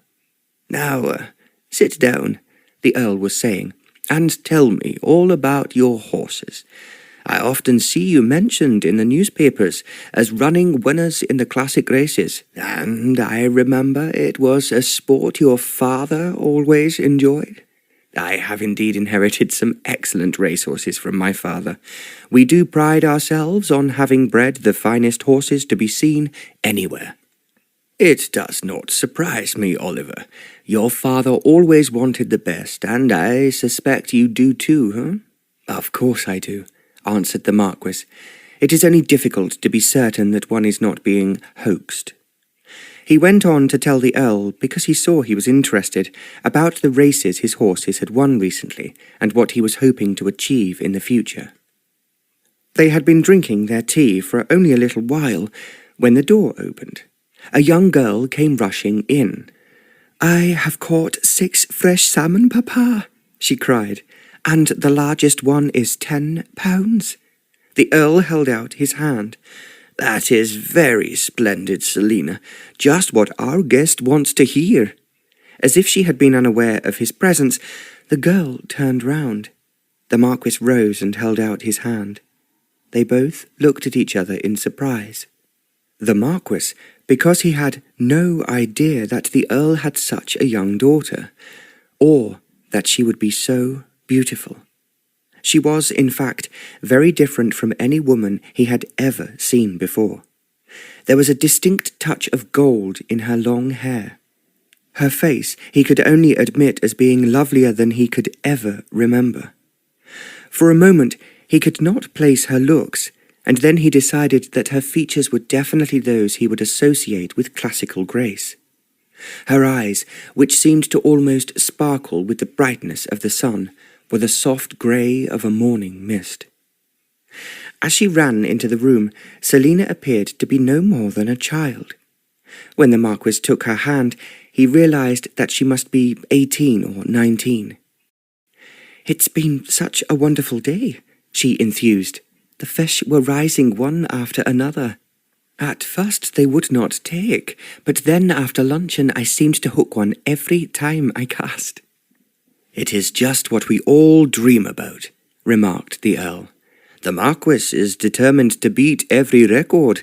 Is that not true, Oliver?" "I will certainly do my best." He smiled at Celina as he spoke. Then, to his surprise, she turned away. He felt, although he must be wrong, that there was an expression of fear in her eyes. "I must be imagining it," he told himself. Yet he was aware that when Celina sat down at the tea-table, her head was bent over, and she was no longer enthusing in an excited voice to her father. As the Earl went on talking, the Marquis noticed that Celina never again looked in his direction. He could not understand it, and considered it very strange. There was no doubt that she was behaving quite differently. She was no longer the excited child who had come back from the river, having caught a large bag of salmon. She was now quiet, restrained, and undoubtedly shy of him. The Earl did not notice the change in his daughter's demeanour, as he had so much to discuss with the Marquis. He was reminiscing about his father, and how their friendship had gone back to when they first went to Eton together. "It was almost a revolutionary step in those days for me to be sent south to be educated," he was saying. "My dear father had the idea that if we were to beat the English, which, as you well know, we have always tried to do, then we must know them better, and defeat them if possible on their own ground." The Marquis chuckled. "That was a difficult ambition for anyone. It was extremely fortunate for me, for as soon as I arrived at Eton, if I don't mind saying, that I was rather nervous of the place. I made friends with your father. He prevented me from being teased too much over my Scottish accent, and being what the English considered a barbarian." The Marquis chuckled again. They had forgotten about all those idiotic ideas by the time I went there, my lord. "You were lucky, Oliver. I received a great number of kicks and snubs for being Scottish, but when I became your father's close friend, everything was different. Because he was supporting you. I actually believe it was because we were both so strong.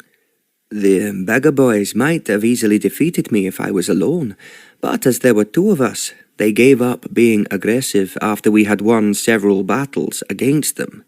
I feel sure that must have pleased my father. He was always fighting for a worthy cause, or helping someone weaker right up to the very end of his life. The Earl nodded his approval. That is true, and I do hope that you will follow in your father's footsteps. The Marquis could not honestly say he had actually done so. He had merely allowed himself to be swept away by the women who fell into his arms like ripe peaches. He would not have been human if he had not been amused and at times delighted by the attention they paid him, and he wondered what his father would say now that he had run away. Confronted with the same circumstances, his father would have gone into battle, even if he was single-handed. The Earl was still telling little anecdotes of what he and his friend had done together at Eton. They had both gone on to Oxford University, and there they had planned to travel together to many parts of the world when they had finished their education. It was here the Earl sighed. But then your father came into his title earlier than expected, and was obliged to remain at home to oversee his many possessions and take his place at court. He paused for a moment before he added, You are very lucky, my boy, that Queen Victoria has not gobbled you up already, as she does most young gentlemen with an ancient title and a handsome face. The Marquis smiled. I think the real reason, my lord, why she pays me no attention is that she strongly disapproves of my flirting. Her Majesty is waiting for me to marry before offering me a position at court, and that, I must say, suits me. I have no wish to be permanently on parade as my father was.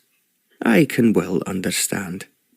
The Marquis suddenly became aware that, when he had mentioned the reason Queen Victoria had not offered him a position, Celina had glanced up for a moment. Once again he could see fear in her lovely eyes. What can be frightening her? He asked himself. I just cannot be as overpowering as all that. Could she have been told some unpleasant stories about my behaviour? It was a question he could not answer. But it worried him as the Earl went on talking, and Celina did not even give a glance in his direction. It was then that he heard some sudden noise from outside the room. A dog was barking, and someone was shouting. The Earl looked up. Moira must have returned, and I am anxious for you to meet her, Oliver. He could hear a woman's high-pitched voice giving someone instructions, although he could not catch what she was saying. Then he noticed Celina stiffen, and she put down the cake she was eating. He could not be certain, but he had the oddest idea that her fingers were trembling. I must be imagining things, he told himself. Then the door opened. The excited barking of a small dog grew louder as a woman entered the room. Oh, there you are, my dear, called the Earl. I was beginning to wonder what had happened to you. The woman came further forward. It was then that the Marquis himself stiffened. She was someone he had never expected to ever see again. And yet, here she was, walking directly towards him. It was 8 years since he had last set eyes on her. Chapter 4. The Marquis had been 19 when he was asked by a friend he had recently met at Oxford if he would come and stay in the country for a cricket match. He was spoken of as being an outstanding cricketer, and had already been awarded his blue. Of course, in those far-off days he had yet not come into his father's title, and was known as Viscount Kex. He accepted the invitation because he loved cricket, and enjoyed the attention he received from his admirers. The friend who had invited him was the son of Sir Gerald Benson, who owned a large estate in Hampshire. The house was enormous, and it was big enough to accommodate the whole cricket team as well as quite a few of their friends and relations. The Marquis found he had a nice bedroom on the first floor, with most of the other guests higher up, and he guessed that this was due to the fact that he boasted a title. Sir Gerald Benson was almost 70 years of age. He had been a widower for several years, and was married a second time to a woman much younger than himself. The house party danced the first night after dinner. There was rather a shortage of girls, and Sir Gerald promised that he would remedy this the following evening. "We have a really large party after the cricket match," he said, "for the simple reason I am quite sure that you will win it." "We will be incredibly annoyed, Sir Gerald, if we don't," the captain of the home team had replied. He looked at the Marquis as he spoke, and added, "It will be up to you, Oliver." "Now you're scaring me," the Marquis responded, "but I will do my best." Owing to the shortage of female partners, he spent some time after dinner politely talking to his host. "It is a great pleasure for me," said Sir Gerald, "to host a cricket match here. Although I know my son has not been chosen for your Oxford 11, I am hoping you will help him, as it is a game I would like to think he can excel in." "I will do what I can, sir," the Marquis had replied. "I think what Peter really needs more than anything else is practice." Then they talked about horses, and Sir Gerald asked if he would like to ride early in the morning before the match. "You must not tire yourself," he counselled, "but I have some horses that I hope will please you. I know that your father owns a magnificent stable." The Marquis had accepted the offer with delight. Next morning, he and Peter rose an hour earlier than the rest of the team, and they rode in the paddock and over the flat fields beyond it. The stallion the Marquis had been mounted on was an outstanding one with Arab blood, and he thought it was a horse he would always remember. He enjoyed his ride so much that he was hoping his invitation to stay would be extended, but when he reflected about it, it seemed rather an odd household. Sir Gerald's son, Peter, was a great deal younger than his father, who then had married for the second time a woman who seemed too young for such an elderly man. She was, he considered, rather good-looking, and he imagined her to be getting on for 30. Peter Benson did not seem particularly interested in his stepmother, although he resented it when she spoke to him sharply about attending to his guests. When they returned to the house after their ride, the Marquis and Peter went into the breakfast room. Most of the guests had finished their breakfast. "Where have you been?" they were asked. Some of them were obviously a little annoyed that the Marquis had been taken out riding, as they would have enjoyed a ride too if they had been included. Peter explained the reason by saying, "My father is very determined that we will win the match today, and he did not wish you to be tired out. If you want to ride, I'm sure you will be able to do so tomorrow. After all, as today is a Saturday, we are expecting you all to stay until Monday morning." Those who were feeling a bit disagreeable about the Marquis's ride cheered up, and the conversation naturally reverted to cricket. When the Marquis viewed the cricket ground at the back of the house, he understood Sir Gerald's anxiety for the match to be a success. It was apparently traditional that the Benson estate should stage a cricket match every year, and the proceeds of the gate money were handed to one of the most deserving charities in the county. This year, Sir Gerald was determined that the match should be more successful than usual, and he had invited the majority of the players from Oxford University. The county team had won a number of matches for the season, and was therefore a formidable adversary. There were special seats at the ground for the Lord Lieutenant and the other dignitaries of Hampshire, and also plenty of room for members of the public. It was a fine day, and fortunately not too hot. At the same time, quite a number of women had brought their sunshades with them. The Marquis was very keen to distinguish himself, and he was not surprised when he was put in to bat first. When he had scored 100 runs, everyone rose, clapped and cheered him, and there was a loud groan from the crowd when he was caught out 10 runs later. However, his success was much appreciated by Sir Gerald, and when it was time for luncheon, Lady Benson paid him so many gushing compliments that he felt quite embarrassed. The Marquis had not asked her to dance the previous evening, and he reflected later that it would have been polite to do so. There had been a few attractive young girls in the party, and when they retired to bed, Peter had teased him, complaining that he had had more than his fair share of them. "They danced very well," he commented to Peter, "and the one you spent so much time with was by far the prettiest, and none of the rest of us. had a chance. Well, she was an excellent dancer, but equally she had a little to say for herself. You expect too much, Oliver. At the end of the day, the Benson team had won, but by only 15 runs. It had been a close finish, even more dramatic than the Marquis expected it to be. Sir Gerald was absolutely delighted, and at dinner, which he hosted for both teams, he made a formal speech, congratulating every player, most especially the Marquis. He said he looked forward to seeing him playing at Lord's, and then he would be very disappointed if Oxford did not beat Cambridge by a large margin. Those from Oxford clapped and cheered, and then the captain of the other team replied to the speech. He said they all hoped Sir Gerald would give them another chance next year to have their revenge. Sir Gerald readily agreed to this suggestion, which meant more cheers. The Marquis had been rather surprised to find that he was seated on the right of Lady Benson, and he supposed that this signified that he must be the hero of the match. "You must tell me about yourself," inquired Lady Benson flatteringly. "I just cannot think why Peter has not asked you here before." "I will come here again if I get the chance, and I am determined, after seeing what a success it has been today, to ask my father to arrange a cricket match at home. I am sure it is something he will want to do, if you ask him nicely." Lady Benson fluttered her eyelashes. "We always hold the hunt ball at our house," the Marquis remarked, thinking that it might interest her. "Our ballroom is quite enormous, and we can accommodate more people than the master can, or anyone else in the county." "And who do you like to be dancing with? Anyone in particular?"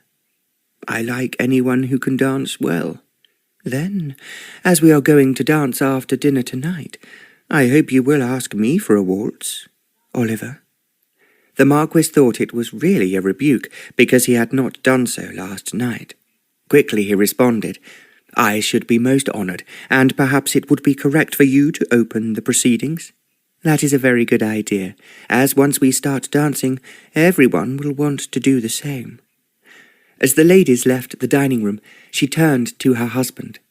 "Now, Gerald, you are not to stay too long. We all want to dance, and if you gentlemen start reminiscing about cricket, we will all go to sleep waiting for you."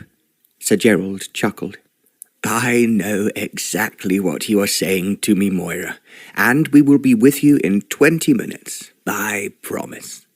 "I will accept your word," she replied, "and I will be very angry if you break it." She walked to the door, and all the gentlemen rose to their feet. As Lady Benson had predicted, the older gentlemen immediately began to reminisce about the days when they were young boys, and grossly exaggerated the scores they had made in various matches. It was actually a good half an hour later before the gentlemen joined the ladies in the ballroom. Lady Benson was waiting there for the Marquis, and when he reached her side, she whispered, "I have told everyone we are to open the dance, and I have chosen a lovely tune I know you will enjoy as much as I do."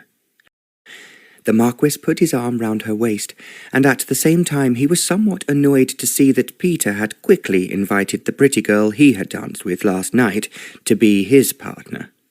"I will ask her for the next dance," he decided. "She is undoubtedly better on the floor than anyone else."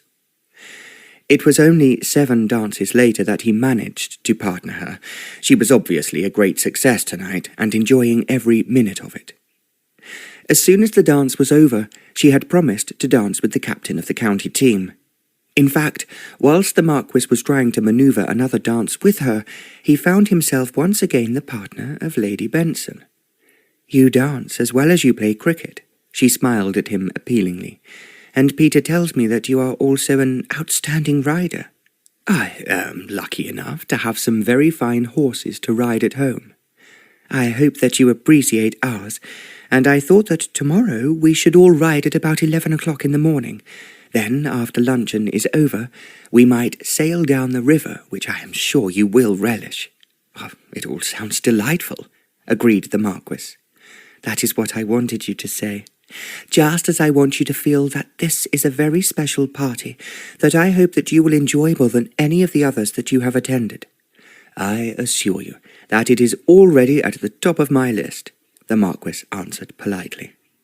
I have a special horse I would like you to ride. It is one of my husband's that he gave me as a Christmas present last year. If we can arrange to have a race on our own private racecourse tomorrow morning, I am sure that you will win it." "Well, it sounds marvellous, Lady Benson, and I did not know that you had a private racecourse.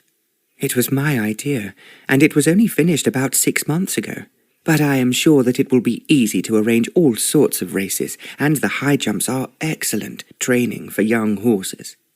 The Marquis was intrigued. They talked on about the racecourse as the dance finished, and he found, because they had so much to say to each other, he was now dancing for the 3rd time with his hostess. "I think you are very clever," Lady Benson said to the Marquis a little later in the evening, "and you excel at everything you undertake." "Well, I try to, and as you will appreciate, there is a great deal to learn now that I am at Oxford. I am sure that you will soon learn what is most important in life, Oliver." He was about to ask her what that was, when someone came up to Lady Benson to say good night. "I'm afraid we have to leave." "Oh, must you, General?" I'm not as young as I was," he answered, "and as I have to read the lesson in church tomorrow, I must have a good night's sleep, or I will stumble over the words." "I am sure that you would never do that," Lady Benson assured him. Whilst she was occupied talking to the General, the Marquis had another quick look around for the girl who danced so well.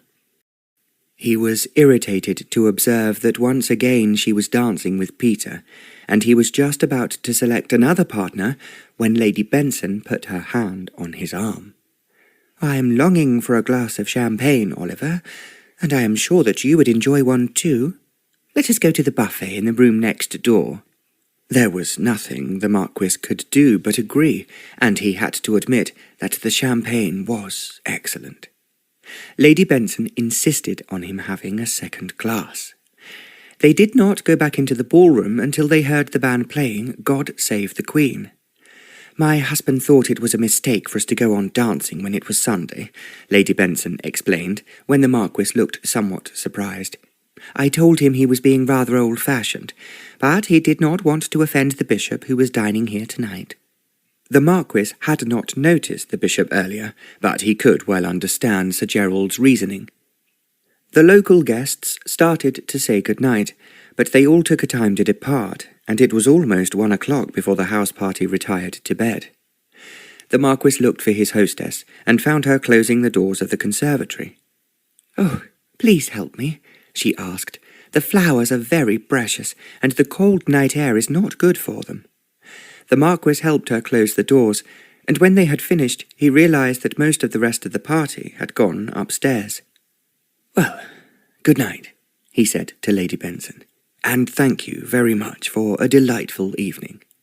You are the real hero of the hour, and the greatest success," she replied to him softly. "But although you are an expert in so many things, there is one thing that I do think you are rather ignorant about." The Marquis felt surprised. "What is it?" he inquired. She looked up at him and placed her hand on his shoulder. "It is love," she whispered. The way she spoke and the way she looked at him made him draw in his breath. Then, before he could respond, he heard Sir Gerald call out, "Moira, where are you?" Lady Benson turned towards him and then looked back at the Marquis.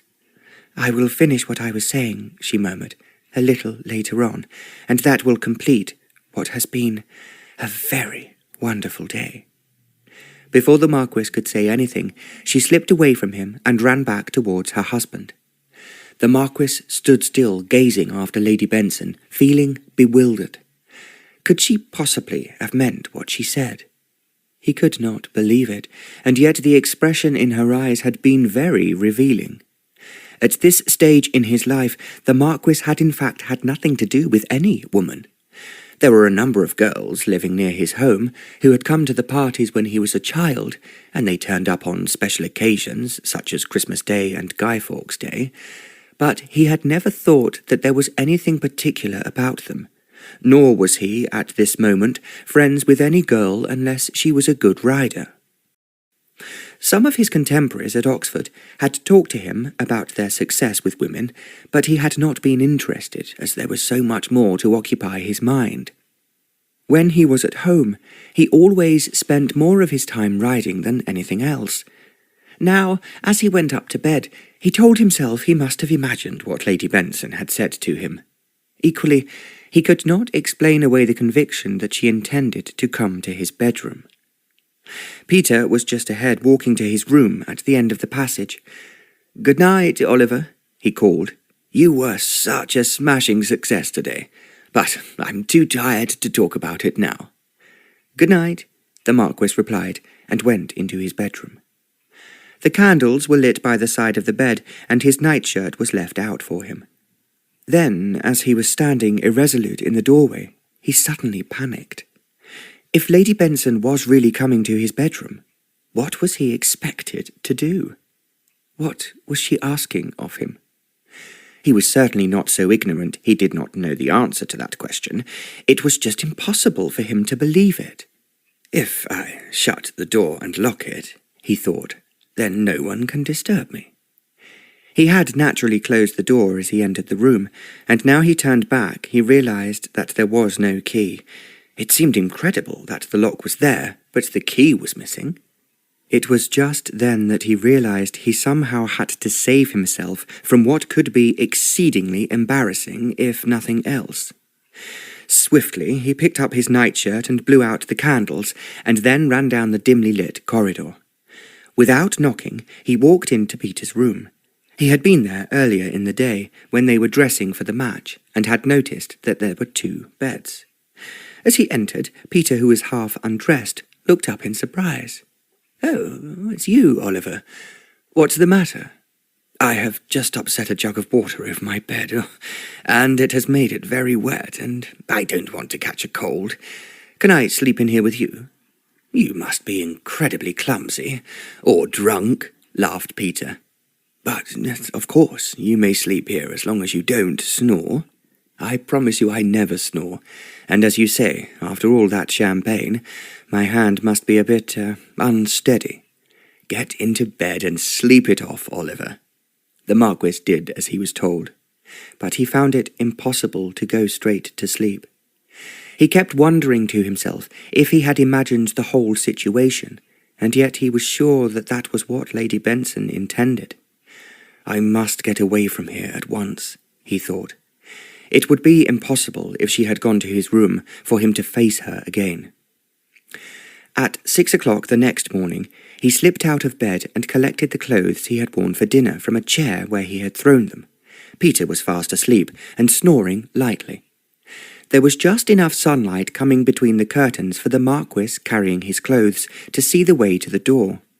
Very softly, he shut it behind him and walked back to his own room, which was just as he had left it. There was nothing to show if anyone had come into the room whilst he was absent, except for one thing. The key had been put back in the lock of the door. It took the Marquis only a short time to dress, and he packed his belongings into his suitcase. He had arrived at Sir Gerald Benson's house in an open chaise driving 2 horses, and his father had insisted he took one of the older grooms with him, so that the horses would be properly looked after. "I am certain that they will be well cared for at the Bensons' house," the Marquis had protested. "I am not trusting my superb horses to any strange grooms," his father had replied. "So take Abby with you, and if you are too drunk to drive yourself, you know you can trust him to bring you home safely." "I am not going to make a fool of myself, Papa, by drinking too much. You know that is a grave mistake for any athlete to make." His father had put his hand on his shoulder. "Of course, I would trust you not to make a fool of yourself. Equally, I do know what these parties can be like, and the champagne, good or bad, will flow, especially if the Benson team win the match." His father had indeed been right. The Marquis had noticed 1 or 2 of the players stumble when they left the dining room, and he felt that he had been wise enough to keep his wits about him. When he reached the stables, a young, rather sleepy-looking groom looked at him in surprise. "You be early, sir? I wonder if you would be very kind and find my groom." The Marquis explained where Abby would be, and the young groom ran off to find him. By the time Abby arrived, the Marquis had taken the 2 horses out into the yard and had bridled them. Abby was sensible enough to ask no questions, and he quickly produced the chaise, and then minutes later they were ready to leave. It was only at the last moment that the Marquis had remembered he must make some explanation to his host. By this time a senior groom had appeared, and the Marquis told him he had received an urgent message from his home saying that he was wanted immediately, and therefore he had to leave at once. Please, will you inform Sir Gerald that I will write to him tonight with an apology? I'll tell him for sure, my lord, and I hope you have a safe journey. Thank you very much, the Marquis answered as he climbed into the chaise. As he drove away down the drive, he felt somewhat ashamed of himself for being so cowardly as to run away, but then he was sure that he had done the right thing. Lady Benson was the stepmother of one of his close friends. However she might behave, he would certainly do what he thought was right and proper. As he drove home, he knew there was one thing he would regret more than anything else, and that was losing his friendship with Peter. It would be a mistake for him to visit Peter's house again, and a mistake for him to come to his. His father would doubtless think it polite to invite Peter's father and stepmother to stay, especially if the 2 boys were taking part in a cricket match, a steeplechase, or hosting a party for the Hunt Ball. The Marquis sighed. He was fond of Peter, but he could not tell him the truth. He would have to let their friendship just drift away slowly, so that it did not seem in any way suspicious. As he drove on, he knew that he wanted to be back home safely, and he told himself firmly it was vital that whatever happened in the future, he must never meet Lady Benson again. All of this had happened over 8 years ago, and the Marquis had almost forgotten the whole scenario. Now, as his hostess came into the room, he felt as if a bomb had exploded at his feet. She walked over to her husband and, bending down, kissed his cheek. "I'm sorry to be late, but it was impossible for me to get away earlier. You know how women talk." "I do indeed, my dear. But our guest has arrived in a magnificent yacht, and I know you will want to meet him." The Countess of Darendell held out her hand. "I believe we have met before," she muttered. She was looking straight into the Marquis's eyes. As he looked back at her, he knew without being told that she hated him. He could see it in her eyes and feel it in the touch of her hand, and he had always been aware of other people's vibrations, especially those with strong personalities. He recognized now that she had never forgiven him for humiliating her and refusing her advances. Then why, he mused, has she permitted her husband to invite me here to Darendell Castle? He could find no answer to this question. The Countess related amusingly what had happened in the village hall. The Earl was listening, and it was impossible for the Marquis not to as well, but he was conscious that Celina had not looked up from her plate, although she had stopped eating. When there was a short pause in the conversation, she pushed back her chair and rose to her feet. "I'm going out into the garden, Papa," she said, and turned towards the door. Her father did not answer. The Marquis was once again aware that there was an expression of fear in Celina's eyes, and he had not been mistaken in thinking her hand was trembling. What is upsetting her? What is wrong? He asked himself. Then his thoughts were back with his own problem as to what he should say to the Countess. When tea was over, they moved back into the room where the Marquis had first met the Earl.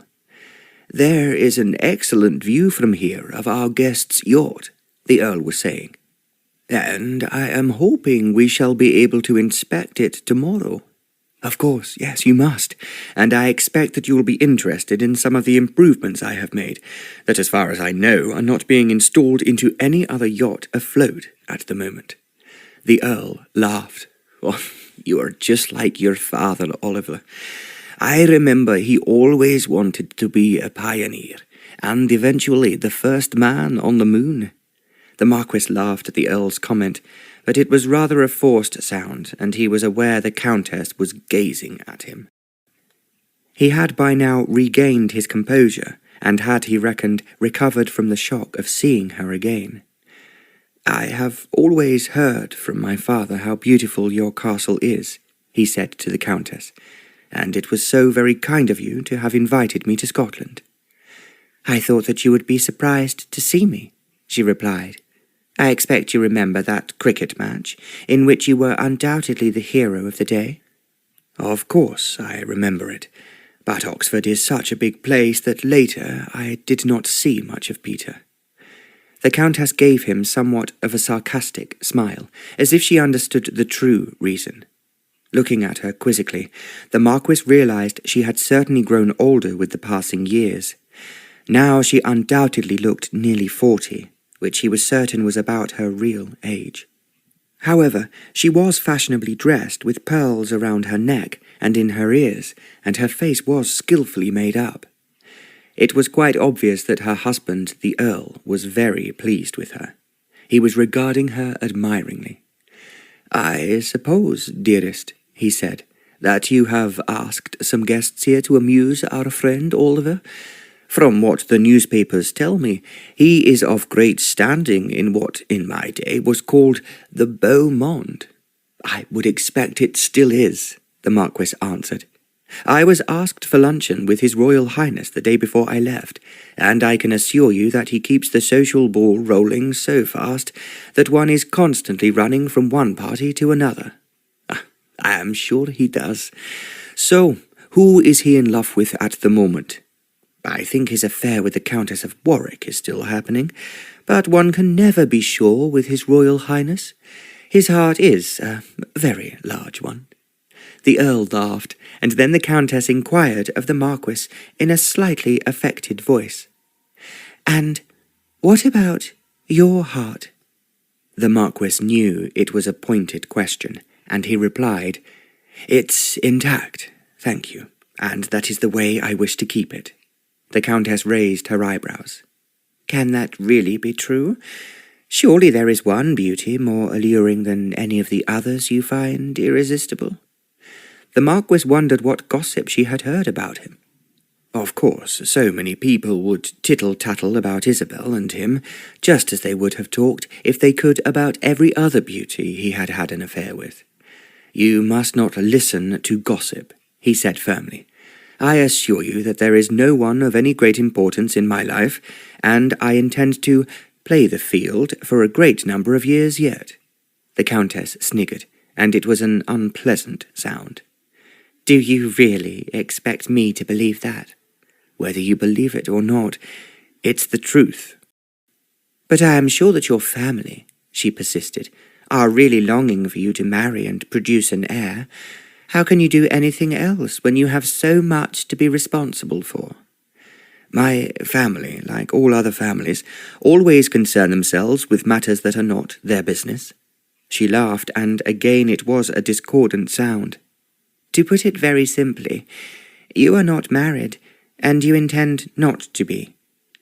The Marquis so wanted to tell her to mind her own business, but knew it would be rude. Instead, he parried, "I would presume that is obvious." "I find it hard to believe.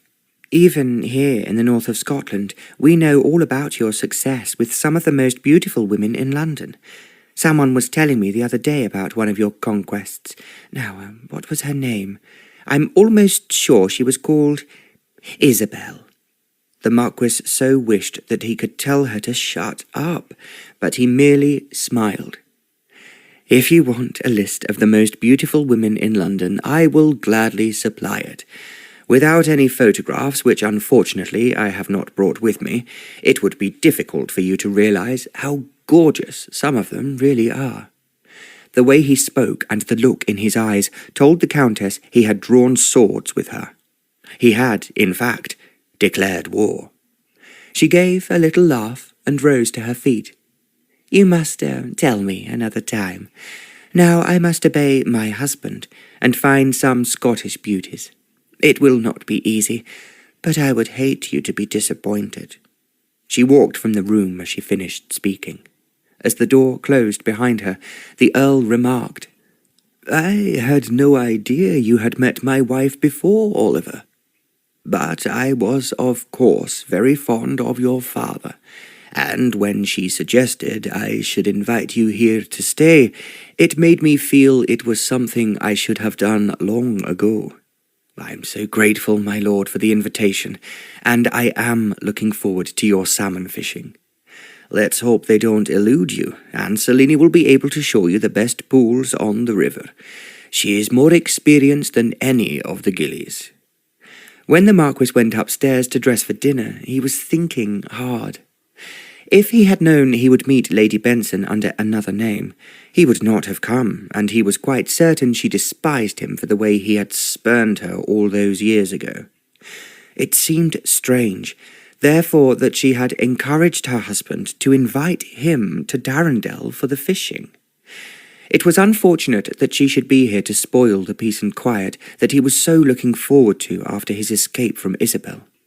From what she had just said, he suspected that one of her London friends had talked about him, and she knew far more than he wanted her to know.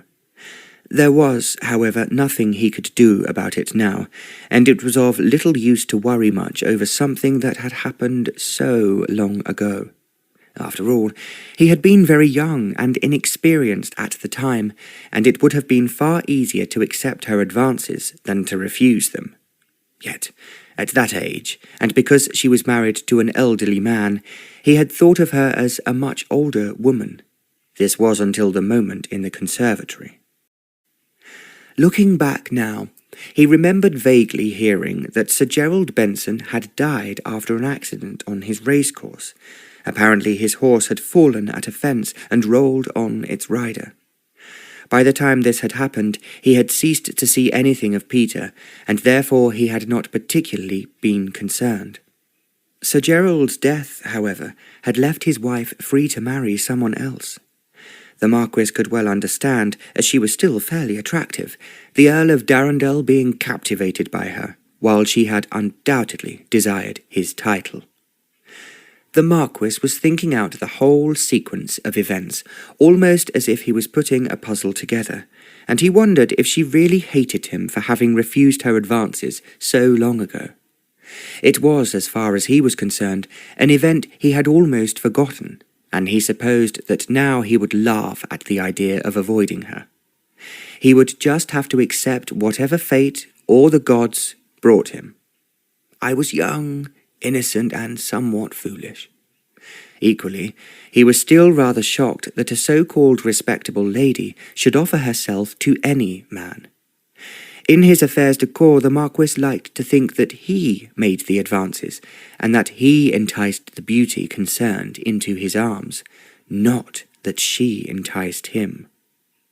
It was not entirely the truth, in fact very far from it, but it was what he wanted to believe. "This be a fine castle, my lord?" Gilbert broke in on the Marquis's thoughts. "I am impressed by it," he answered, "and I hope the staff here are looking after you properly. They seem friendly enough, my lord, and that be usual where the Scots are concerned. Have you been to Scotland before, Gilbert? My first position before I came to your lordship's father were here in Scotland. The gentleman that employed me lived near Edinburgh, and I was sorry when he went on a tour round the world, and I then had to find myself another position." "Is that why you came to my father?" Gilbert nodded. "He gives me a really excellent reference, and when your father took me on, it were exactly what I was wanting, especially when I could look after your lordship." The Marquis thought he would find it very difficult to do without Gilbert, and, as he trusted him, he suggested, "Find out a little more about the family, Gilbert. I know I can trust you to do it tactfully. I don't understand why Lady Celina, who can only be 17 or 18, looks so frightened, and why the Earl, at his age, married such a young wife for the second time. It certainly seems a bit of a puzzle, my lord, but leave it to me. There's nothing I enjoys more than finding out the reason for things what seems strange." The Marquis gave a little laugh. "There is plenty of it about, Gilbert, where we are concerned." Yes, I knows that, and there's no reason for us to feel down about anything at all. As I've said often enough, whatever might happen, your lordship always comes out on top. Oh, I only hope you are right, Gilbert. Chapter 5. The Marquis caught 4 salmon on his first day on the river, and Celina, who was with him, caught 3. He hoped when they were going to the river that he would have a chance of talking to her. He wanted to ask her what made her so frightened, but they each had a gilly beside them all the time. At luncheon, the Earl came down to the river to join them, and they ate in a small wooden hut that had been built beside one of the best pools. He insisted on watching them fish for a while after eating, and then drove back to the castle with them. The Marquis noticed that Celina was completely at ease with her father. She laughed and talked with him, and was apparently enjoying every moment. She seldom looked at the Marquis directly, and he was quite certain that when she did so, the fear was back in her eyes. "Whatever can I have done," he asked himself, "to be such a menace?" There was no obvious answer to that question. Later, Gilbert was a little more enlightening. He informed the Marquis that the castle household disliked their new mistress, and they thought that she was unnecessarily unkind to her stepdaughter. "What do you mean unkind?" the Marquis asked as he was brushing his hair. "They just wouldn't go into any details in front of me, my lord. But I thinks there's something strange going on, although I can't guess what it is. Well, keep on trying. And why do the staff really not like the Countess? From what they said, and they didn't confide in me much, seeing as I'm a foreigner coming here from England, they thinks that she caught the old man, so to speak, and as your lordship rightly said, there's a big difference in their ages." The Marquis suspected that Moira Benson had been anxious to obtain a more significant title than Sir Gerald had given her. There were guests for dinner the first night, and the Marquis again did not get a chance to talk to Celina. He had learned, and it was with relief, that the Countess did not like fishing, so therefore the next morning he and Celina set off alone again. They were in an open conveyance, and there was no possibility of having a private conversation with her, as the 2 gillies could hear everything they said. The Marquis was not so successful with his rod that morning, catching only 1 salmon and losing 2, whilst Celina once again landed 3 fish. The Earl teased him over luncheon. "You will just have to pull up your socks, Oliver, or otherwise Celina will have better marks than you, and I am certain that you don't like being beaten by a woman. It all depends on who she is." The Marquis tried to smile at Celina as he spoke, but Celina had turned her head away and was not looking at him. What can be worrying her? He asked himself. It could scarcely be his appearance, as he had often been told ever since he was a boy that he was handsome. The women he had made love to had always been extremely complimentary. He had been compared dozens of times to a Greek god. There was not a single woman of his acquaintance who had not made it very obvious that she was proud to be with him. Whether it was on the dance floor or in the park, he was smarter and better looking than any of the other men in sight. The next night, the guests for dinner consisted of the Earl's neighbours. One gentleman guest was clearly a talker, and had a great deal to say. Dinner was coming to an end, and when the man sitting on the left of the Countess asked, "Whatever has happened to Hambleton? I have not seen him for some time, and I thought he used to be a friend of yours." "I have not seen him either," replied the Countess. As she was speaking, the Marquis, who happened to be looking at Celina, saw her start visibly. He could almost swear that her face had suddenly gone very pale. "I did not care for him myself," the man on the other side of the Countess was saying. "I always suspected him of being cruel to his horses. At the same time, he spent a great deal of money in the neighbourhood, and we miss him for that, if nothing else." "I would expect he will turn up sooner or later," the Countess remarked in a comforting voice. "Like a bad penny," the man opposite remarked, and then added, "or rather, a golden sovereign." The Countess gave a little laugh, and then changed the subject. Watching Celina, the Marquis noticed that she took some time to relax and return to her normal self. He always enjoyed a puzzle and a riddle, and found himself thinking that Mr. Hambleton, whoever he may be, must have upset her in some mysterious way. But that was no reason why she should be so afraid of him. "I must get an opportunity to talk to her," he mused. He then determined that he would most likely have a chance the following day, which was Sunday. This meant they could not go out fishing. The Earl informed him at breakfast time that they were invited to luncheon at another castle about 10 miles away. The Marquis felt interested in seeing this castle, and he wondered if it would be as attractive as Darendell. They drove there in an open carriage, with the Earl and Countess sitting on the seat facing the horses.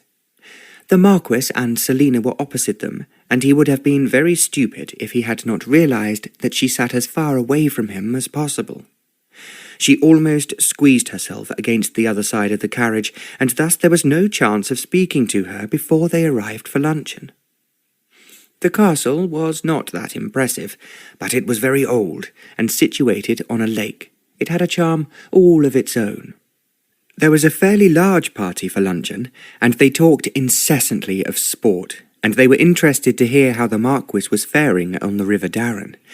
There was also a lengthy discussion about which flies were the most successful in attracting the salmon. They spoke about the grouse hatching and whether the bags would be as good as they had been last year. It was interesting enough chat, but at the same time as they drove home, the Marquis found himself once again worrying about Celina. She had very certainly been the life and soul of the younger members of the family at luncheon. They had sat at the other end of the table while he was on the right of his hostess. He could hear Celina's laughter and her soft, clear voice making those around her animated. "What could I possibly have done," he questioned, "to make her behave so strangely with me?" It was exactly the same on the return to Darendell Castle. Again she sat as far away from him as she could. Whenever he spoke to her directly, she answered in monosyllables without looking at him. When they arrived, she disappeared quickly, leaving him to follow slowly with his host and hostess. That evening, when he was dressing for dinner, the Marquis again asked Gilbert if he had found out anything more about the family. He would never have had such a conversation with any other servant, but Gilbert had been with him so long, in fact, he always thought he was almost part of the family. "Well, from what I gathers, my lord, Lady Celina were as nice as possible when the Earl first married Lady Benson, but things have changed in the last month or two." "In what way?" inquired the Marquis. "Them be still not what your lordship might call open-mouthed with me, but they hinted there be something unpleasant happening to Lady Celina that comes from her stepmother." "Unpleasant? What could they mean by that?" "One of the housemaids, who's been here years, did say that her mother 'ud turn in her grave at what's going on. Then, as if she'd already said too much, the other servants hushed her into silence." The Marquis was intrigued. It was very definitely a puzzle he must solve, because in a way it concerned him. "Just go on finding out what you can, Gilbert, and I hope you are comfortable here." "Very comfortable, my lord. Now I've changed me room." "Changed your room?" "Well, it were just like this, my lord. They puts me upstairs with the other men servants in what us calls in England the attic. So I pointed out that if you wanted me, there was no way you could be in touch with me, and it'd take me a month of Sundays to get to your lordship." The Marquis laughed. "Then I insisted they move me," Gilbert carried on, "and now I'm in a small dressing-room, which they say is very seldom used, just across the passage." "Well, that is certainly convenient, Gilbert." "It suits me, my lord, and if your lordship shouts loud enough, I can hear you." The Marquis laughed again, as it was so like Gilbert to get his own way in whatever he wanted. He appreciated it, that the man liked to be near him, and Gilbert certainly looked after him better than any other servant could possibly have done. He went down for dinner and found the two guests who had come from nearby were a charming couple. He had met them before in England, and they were delighted to see him again. They talked animatedly about the parties they had attended in Mayfair, and the people they both knew. Then the lady, a Mrs. MacLeod, asked, "I think that at the party where we met you, you were with Lady Heywood. How is she? I think she is one of the most beautiful women I have ever seen." "Oh, she is a great success," replied the Marquis. "The day I left London she was dining that night at Marlborough House." Mr. MacLeod chortled. "Then I'm sure the Prince of Wales, who has an eye for a pretty woman, appreciates her." "I would not be surprised, but he is still very much enamoured, I understand, with Lady Warwick." The conversation then turned to the Prince of Wales, and the Marquis was rather amazed at how well informed the MacLeods were, despite the fact that they were so far from London, and only crossed the border occasionally. When dinner was finished, the ladies moved into the drawing-room, while the gentlemen stayed for some time talking about sport. The Marquis learned that Mr. MacLeod boasted some fine stalking on his land, but fishing in his lake was not as interesting or as prolific as fishing in the river. "When the Marquis leaves me," the Earl said to Mr. MacLeod, "you must come and have a day on the Darren. I never have more than 2 rods fishing at the same time." The Marquis smiled. "Are you suggesting, sir," he asked the Earl, "that I have overstayed my welcome?" "No, of course not. I would like you to stay for at least another 2 weeks, and if you have not had a record catch by that time, I shall be disappointed." "So will I, and I am most grateful to you." When they rejoined the ladies, it was to find that Celina was not there. The MacLeods did not stay long. "I always prefer to take my time driving back in the dark," said Mr. MacLeod. "It's easy to have an accident if there is no moon and the horses are going too fast." "You are most wise," agreed the Earl. "I am only sorry you must leave us." "It's getting on for 11:30, Mrs. MacLeod chipped in, "and I have reached the age when I enjoy my beauty sleep." "So do I," agreed the Countess. "But please, come and visit us again soon." "We will come whenever you ask us," replied Mr. MacLeod, "and I do hope your husband will not forget his invitation for me to fish on the Darren." Both the MacLeods then wished the Marquis good sport and tight lines, and departed in their chaise. What a pleasant and delightful couple they were for the Earl to have as his neighbours, he reflected.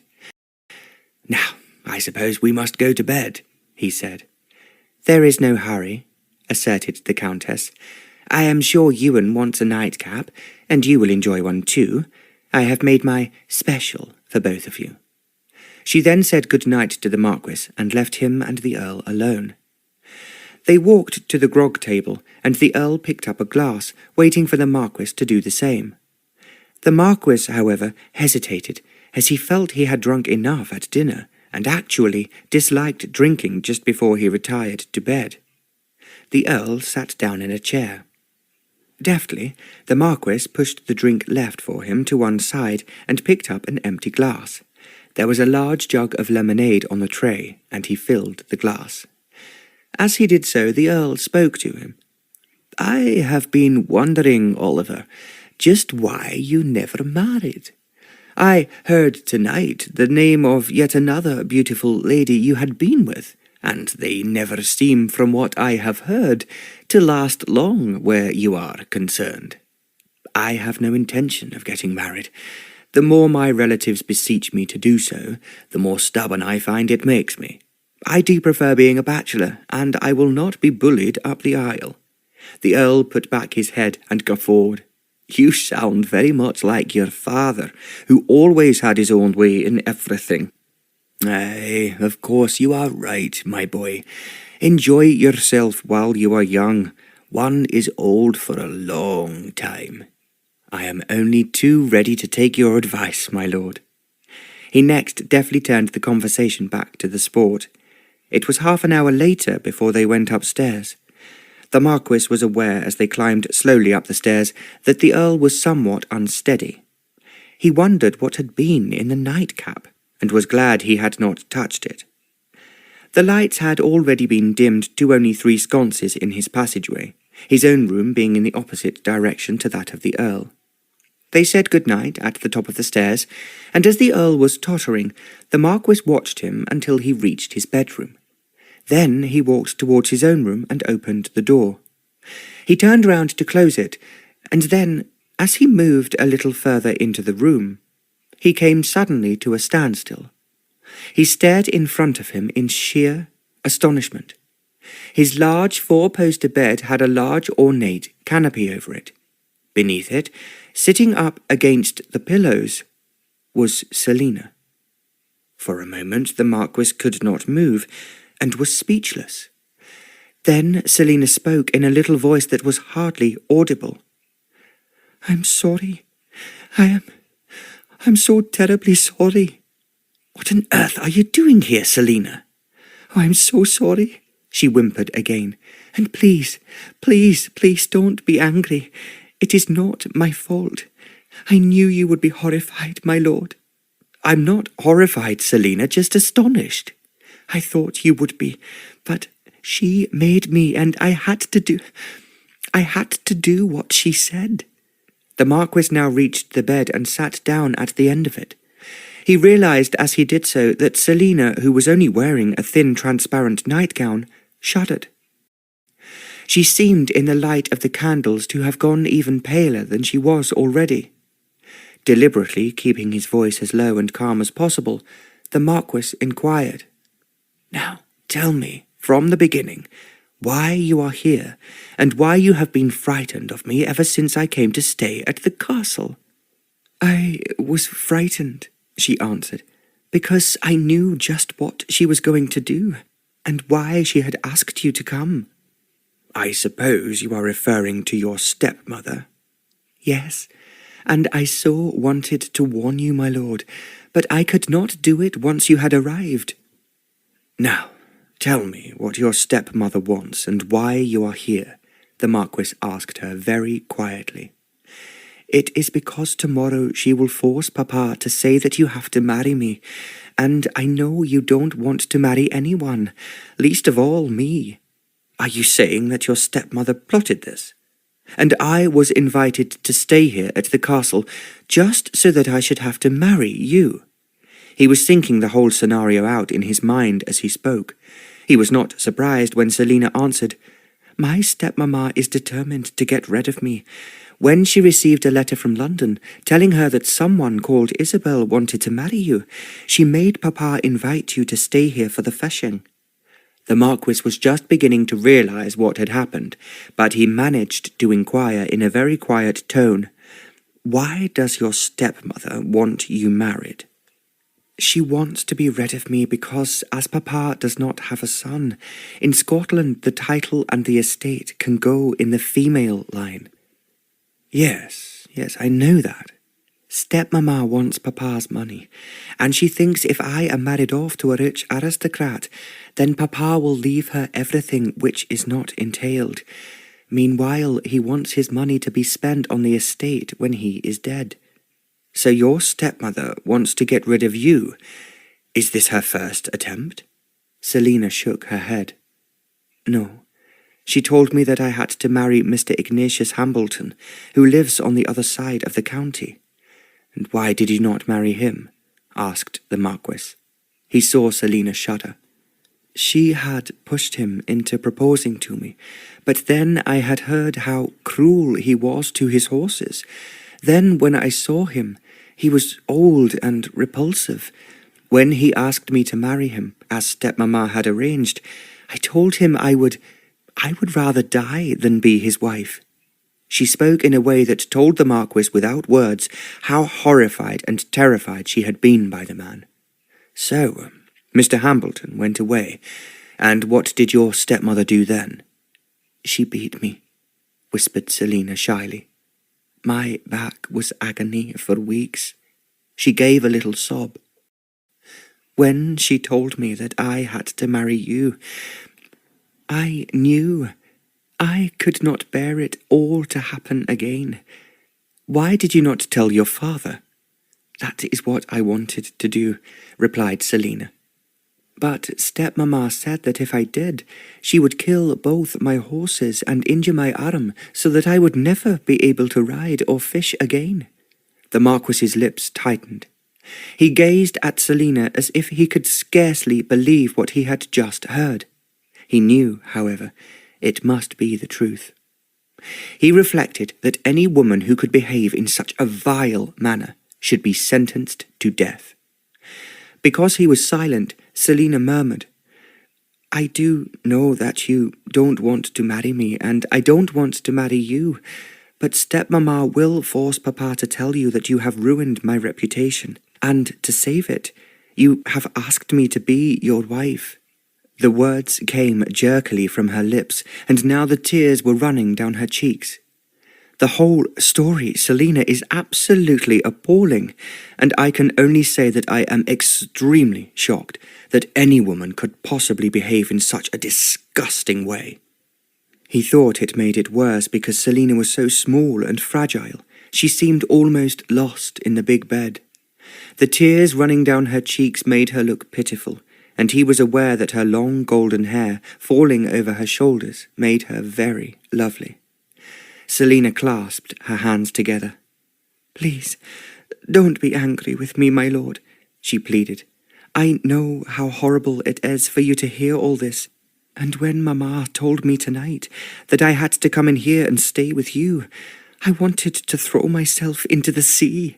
She paused before she added brokenly, "Perhaps that is what I ought to have done." "It would have been extremely wicked of you," the Marquis scolded her, "and also very, very stupid. What we have to do, Celina, and it is going to be very difficult, is to save ourselves." "How can we do so?" "I am just thinking of a plan. Now, tell me first, how long are we meant to be here before it is discovered you are sleeping in my bed?" "I don't know exactly, but stepmamma said that I was to do anything you wanted me to do, and if I made a fuss, she would beat me again." The Marquis pursed his lips together. He realized what the Countess expected to happen after she had made him drunk with her nightcap, and the more he learnt about her, the more wicked he believed her to be. Aloud he said quietly, "Well, we have some time, and we must be certain we are not interrupted before we can escape, and I'm going to lock the door now." He rose from the bed as he spoke, and he was aware that Celina shrank back as if she thought he was going to touch her. He walked over to the door and turned the key in the lock, and then, without hurrying, he returned to the bed. "I am thinking of what we can do." "It is going to be very difficult for you not to marry me," Celina said slowly. "I know stepmamma will make out to papa that you have taken advantage of me, although I am not at all certain what that means. She would make things extremely difficult for you if you refuse to save my reputation." She gave a sob before she added, "She might even write to the Prince of Wales." "I am not concerned about the Prince of Wales or anyone else. I am worried about you, Celina. You do not want to get married to a man you do not love, just as I will not marry until I am much older and in love with someone who I believe will make me a perfect wife. I was sure that you would think like that, but I am afraid there is nothing you can do about it. Now you are here, and stepmamma will pretend to be angry at what has happened." "I understand exactly what she is planning. Only a woman who is so utterly despicable could think out such a dastardly plot." He recognized as he spoke that the Countess was in fact wreaking her revenge on him. He had refused what she had offered him all those years ago, and there is no fury like a woman scorned. He walked over to the window and pulled back the curtains. He could see the moonlight had turned the garden into a fairyland, and in the distance he could see the lights on the Neptune as it was moored at the end of the jetty. He stood, gazing at his yacht. Almost as if a message suddenly came to him, he knew what he must do. He turned back. "Now, Listen to me carefully, Celina. I want you to tell me what relatives you have on your mother's side of the family, and if there is any way we can get in touch with them." Celina looked surprised for a moment, and then she replied, "My grandmother is alive, and she has written many times to say that she would love to see me. She lives near Bath because she likes to take the waters, but Papa said it is too far for him to travel with me." "Any other relatives?" "I have an aunt who never married, and she too lives near Bath with Grandmamma." "Very well," said the Marquis. "That is where I am going to take you." "But how can you do so, my lord?" "My yacht is down below at the jetty, and somehow we both have to go aboard without your stepmother being aware of it." Celina's eyes opened wide. There was a look of excitement in them that had not been there before. "Do you mean it? Do you really mean it?" "Of course I mean it, Celina. You don't suppose we are going to stay here and let your stepmother catch us by a wicked trick and force us to marry when neither of us has any wish to do so?" Celina sat up further in the bed. "Just tell me what we are going to do," she asked him in a breathless voice. The Marquis looked at the clock. It was now after midnight. "Where is your stepmother's room located? Is it on this side of the castle?" Celina nodded. "Yes, her room and Papa's are on the other side of the stairs. They overlook the garden and the bay." She saw the expression on the Marquis's face and added quickly, "But she takes 2 sleeping draughts every night because she says that Papa snores." The Marquis smiled. "Ah, that is exactly what I wanted to hear. Now listen, Celina, we must not make any mistakes." No, of course not, my lord." "What I want you to do is creep back to your room quietly and collect whatever clothes you need to take with you. Sensible things, because you will be at sea." "You are taking me on your yacht?" "We have to reach it first, so do exactly what I tell you. Go to your room that I know is not far from here, and I think it would be best if you packed everything into a sheet rather than a box. My valet, Gilbert, will carry it for you, so you can take quite a lot of clothes. Once we are away from here, we can always stop and buy anything you may have forgotten." "Do you really believe we can do it?" "I don't intend to be beaten by your stepmother, or to be forced into a marriage neither of us wants." "I will go to my room at once," said Celina. "I am sure that stepmamma will not hear me in the passage." She jumped out of the bed. The Marquis noticed how exquisite her slim body was against the light of the candles, and her nightgown was somewhat transparent. He wondered, although he did not mention it, why her stepmother had forbidden her to bring a dressing-gown with her, nor did she have any slippers. She walked towards the door, and the Marquis saw that her golden hair hung down to her waist. "She is very lovely and innocent," he mused, "and one day she will find and marry a man she loves and be really happy. I will not allow this cruel woman to ruin her precious life." Celina reached the door, and he hurried to turn the key for her. As he opened the door, he whispered, "Dress yourself. Put everything you want to take with you on a sheet on the floor. Then I will send Gilbert to collect it in about 10 minutes. I will be ready, and thank you for being so wonderful. I never thought for a single moment that you would save me, as if you were the Archangel Gabriel." The Marquis opened the door, and she slipped through it. He smiled as he saw her hurrying in the direction of her bedroom. He had been compared to many heroes in his life, but this was the first time a woman had thought of him as the Archangel Gabriel. He waited until Celina was out of sight, and then he crossed the passage to where he knew Gilbert's room was. It was a blessing, he thought, that he did not have to climb up to the attics to find him. He opened the door, and almost immediately Gilbert called out from the bed. "Who is it?" The Marquis went a little nearer to him. "I am in trouble, Gilbert, and you have to help me to escape." Gilbert sat up. "What's happened, my lord?" "They are trying to make me marry Lady Celina, so we are going to sail away in the Neptune before anyone finds out what we are doing. I'll be with your lordship in a few minutes."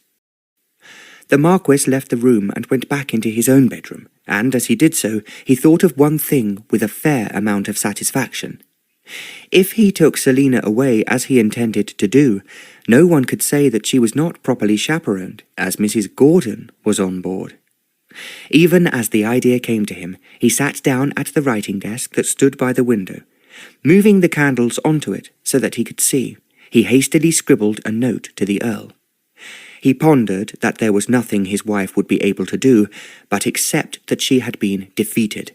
Her appalling plot had ended in failure. He wrote, "My lord, I deeply regret to tell you that I have had an urgent message from my yacht to inform me that one of my close relatives is dangerously ill and asking to see me. It's of course a plea that I cannot refuse, and you must therefore forgive me for leaving immediately without saying goodbye.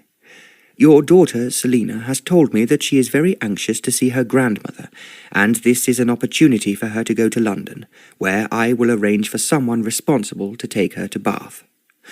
On my yacht, she will be adequately chaperoned by Mrs. Gordon, the captain's wife, who is travelling with me as a guest. You met her the other day when I showed you round. Thank you many times for a few excellent days on the river. I only wish I could stay longer. Yours affectionately, Oliver." He thought the Earl would find nothing suspicious in that, only the Countess would understand exactly what had happened. He was just finishing the note and was putting it into an envelope when Gilbert rushed in. He was carrying his own case and the one for his master's clothes. Without speaking, as he knew it was important for them to be as quiet as possible, he started taking items out of the chest of drawers and the wardrobe. The Marquis was ready to help, but Gilbert was so experienced there was really no need. The Marquis glanced at the clock.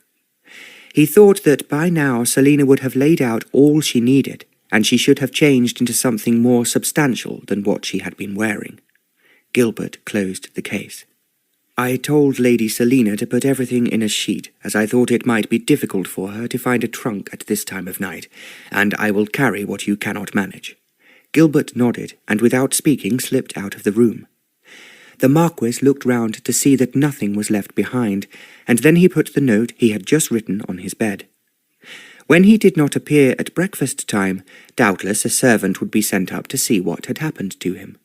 It was only a matter of minutes before Gilbert came back carrying a sheet full of clothes, with Celina following him, holding a light bag.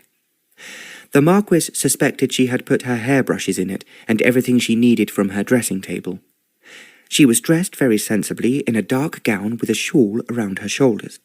He guessed that she wanted to be as unobtrusive as possible, yet even in the candlelight he could see her eyes were shining like stars. She was clearly wildly excited by their adventure. She did not speak, and the Marquis ordered Gilbert in a whisper, "Take us downstairs where no one will see us, and of course avoid the night footman if he is in the hall. Follow me, my lord." Gilbert strode ahead.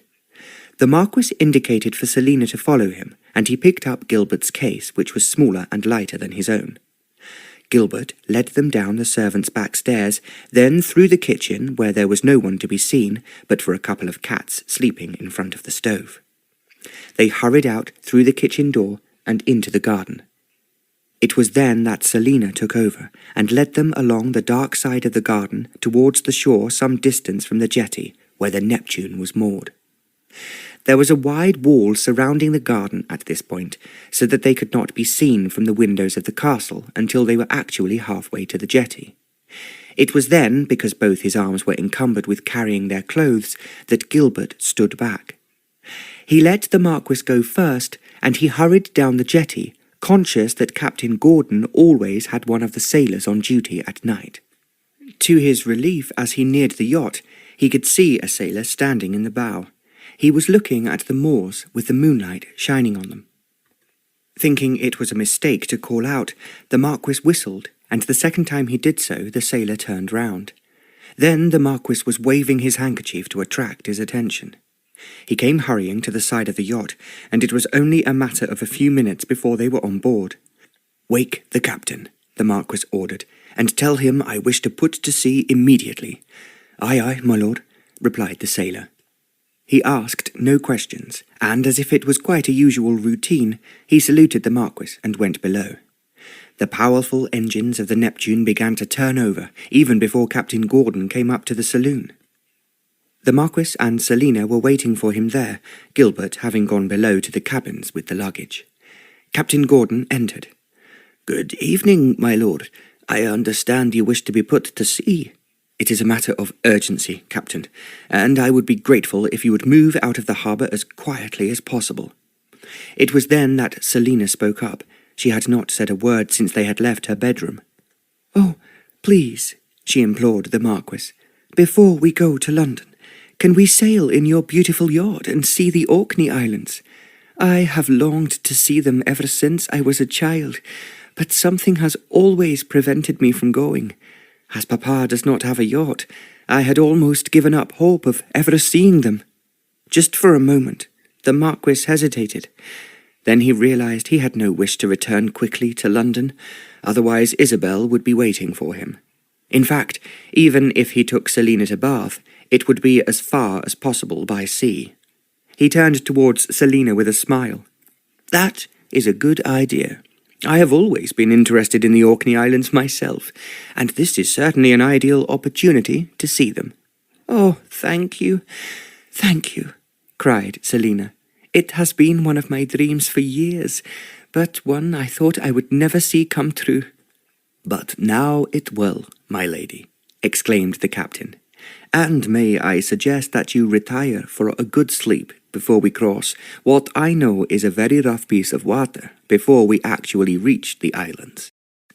"That is a most sensible suggestion, Captain," said the Marquis, "which we will both obey."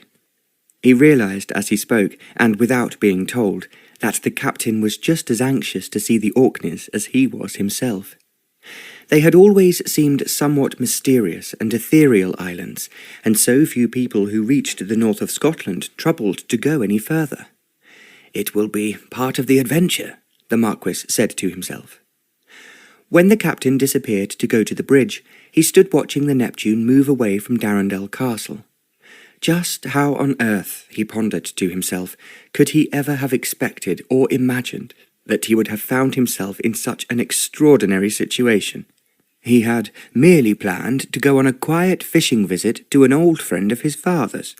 He wished he could see the fury on the Countess's face tomorrow morning, as once again her stepdaughter had managed to evade one of her wicked plots.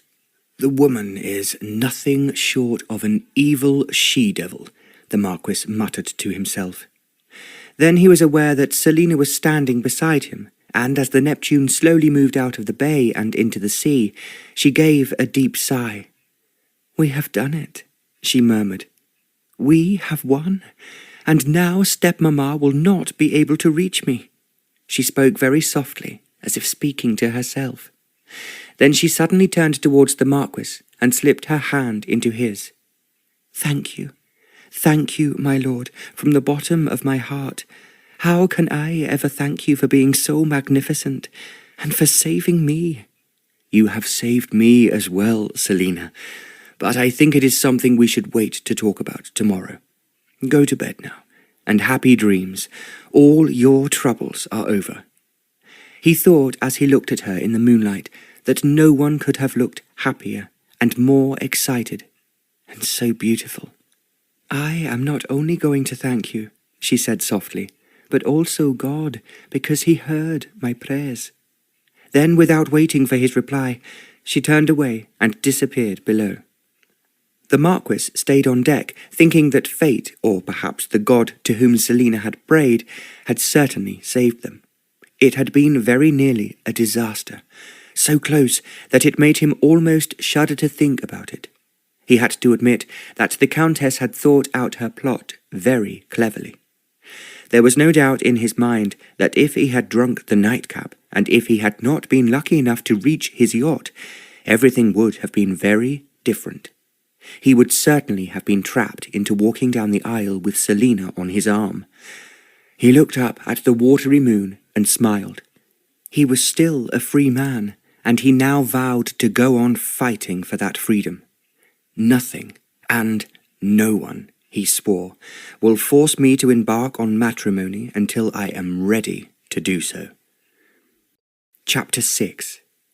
By the time the Marquis woke in the morning, the Neptune had passed by Duncansby Head and was entering the Pentland Firth. The Marquis had left it up to the captain to choose which part of the Orkneys they visited first, but he thought that he would be likely to make for Kirkwall, as it was, as far as he could remember, the most interesting and intriguing of the Orkney towns. He went to the saloon for breakfast and found that Celina was already there. "It's so thrilling," she exclaimed. "We are leaving Scotland behind, and I am sure that you will be enchanted to see the Orkneys." "I have never really thought that much about them before," admitted the Marquis, "so you will have to help me with my history." "I have read a lot about all the islands. That is why I am so keen to visit the Orkneys. But as I have told you, Papa does not have a yacht, and it is very expensive to rent one." "Well, now you have your wish, so you must make the best of it." "You can be quite certain that I will." The Marquis was thinking again that it suited him not to be in a hurry to return to England. He could go to his house in the country rather than to his London house, but he was still worrying that Isobel would follow him there and try once again to make him marry her. "The longer I stay away, the better," he decided. He wondered if there was any good fishing in the Orkneys. Perhaps he could rent a stretch on a river for a short time. He did not mention this idea to Celina, as she might, after she had seen the Orkneys, then be longing to go to her grandmother, in which case he would have to turn back and make for Bristol, the nearest port to Bath. In the meantime, with the charming Mrs. Gordon on board, no one could claim that the girl was not properly chaperoned. That was all that really mattered. Almost as if she knew what he was thinking, Celina piped up. "Mrs. Gordon called me this morning, and was so nice and kind. I think you are lucky to have someone so delightful on board." "The lucky one is you, Celina. You do realize that if Mrs. Gordon had not been on board to chaperone you, your father and stepmother could easily make the same fuss about our being on the Neptune as they would have made about last night at the castle." Celina stared at him in surprise, and he realized that she had not thought of this possibility. "But Mrs. Gordon is here," she replied as if to reassure herself. Yes, indeed she is. And thus no one can ever claim you are unchaperoned and unprotected. Celina gave a deep sigh of relief. "For a moment you scared me, because I am quite sure that stepmamma will not give up easily." "We will not think about her, Celina, and it will be best not to talk about her again. We're going to visit some magical islands, and I want you to enjoy every moment." "I most certainly will," enthused Celina. "If they are magical islands, it is you, my lord, who have waved a magic wand to find a magical ship to take us there." The way she was speaking told the Marquis that she was changing the whole venture into a fairy story. He just knew it would be a great mistake for her to go on thinking about her stepmother, and the same applied to him. If this was an adventure, he wanted to forget all the difficulties that had led to it, and that included Isobel. The sea in the Pentland Firth was always known to be rough, as it is the point where the Atlantic Ocean met the North Sea. The Marquis told Celina she was to sit and read a book or talk to him. "I don't want you," he said as they sailed past the lighthouse on Duncansby Head, "to slip up and break your leg, and it's never very pleasant to be seasick." "I am never seasick," she boasted. "Papa and I ran into a storm once when we were in a small fishing boat, and practically everyone felt sick except me. I still think it would be wiser to sit down." "Of course I will, my lord, even though I want to see the waves splashing over the bow." She did not argue with him, which he appreciated. "I do wish I had thought to bring one of the books from Papa's library, but I will try to remember some of the more interesting stories I have read about the Orkneys as we come to them." She paused before she continued. "I expect you know that the islands were Scandinavian until 1468. They came with Margaret of Denmark as part of her dowry when she married James III of Scotland, and the islanders then became far from happy with Scottish rule." The Marquis admitted that he knew nothing about Scottish rule in the Orkneys. It all came to a head in 1565, and I must tell you how cruel Earl Robert Stuart, son of James V, was to the poor islanders.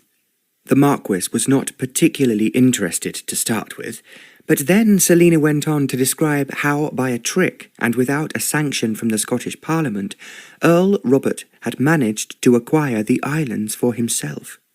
Her voice was very moving as she told him about the cruelty he inflicted on their people.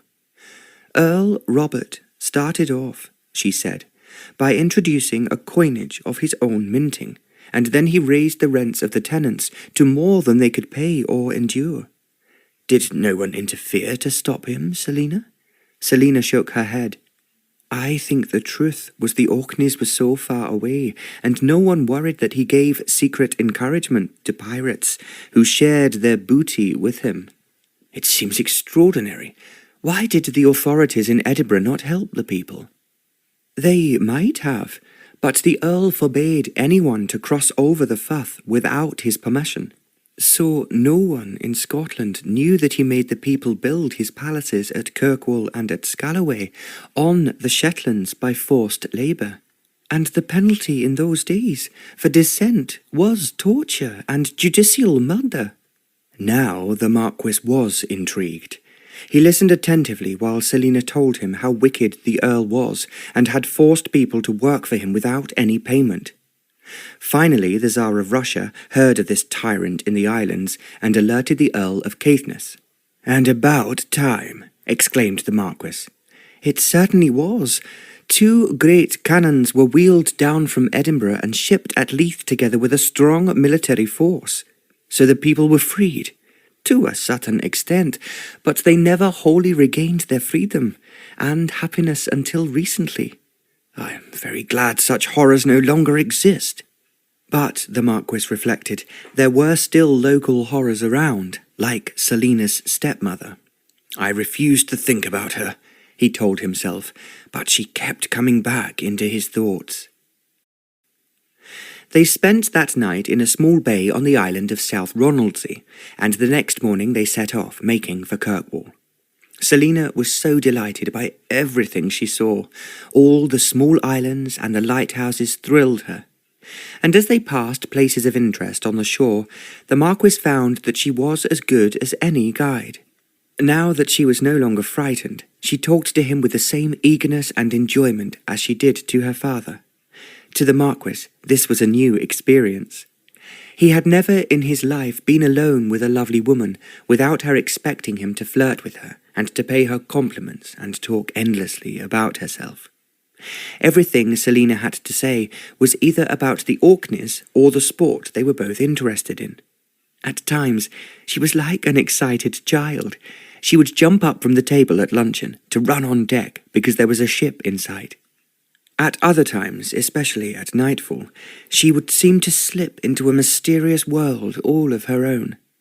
A world, the Marquis surmised, where there would be magicians and fairies, mermaids, and undoubtedly giants and hobgoblins.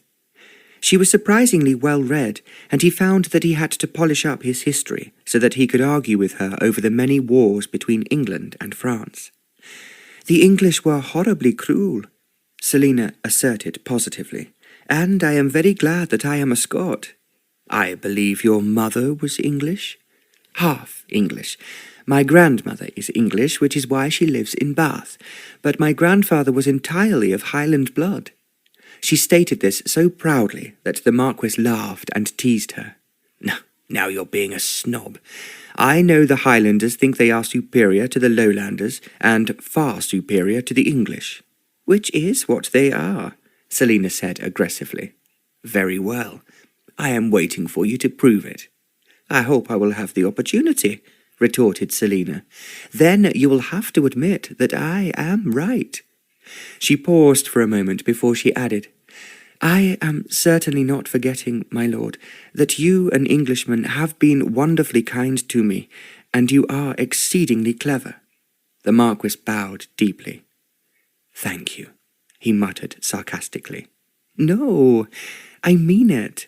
You not only thought of escaping yourself, but of taking me with you, and I realize how very brilliant you were about it."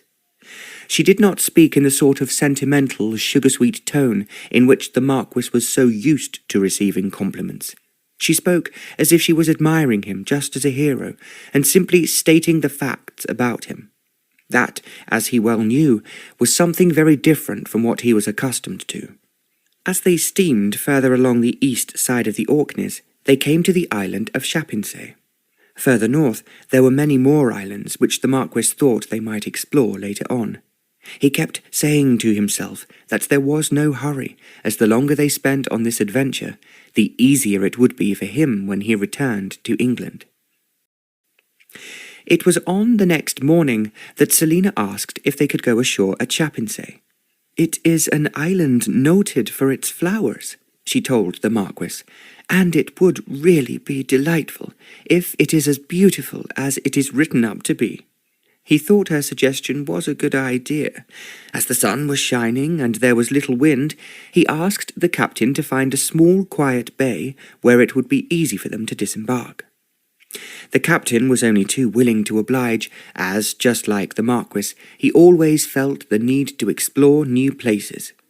They sailed on for a mile or more, and then he drew into a small bay that was large enough for the Neptune to anchor in. A boat was lowered into the water, and 2 sailors rowed the Marquis and Celina ashore. "I hope we have chosen a good place," said Celina. "It looks very lovely, and there appear to be no cottages in sight."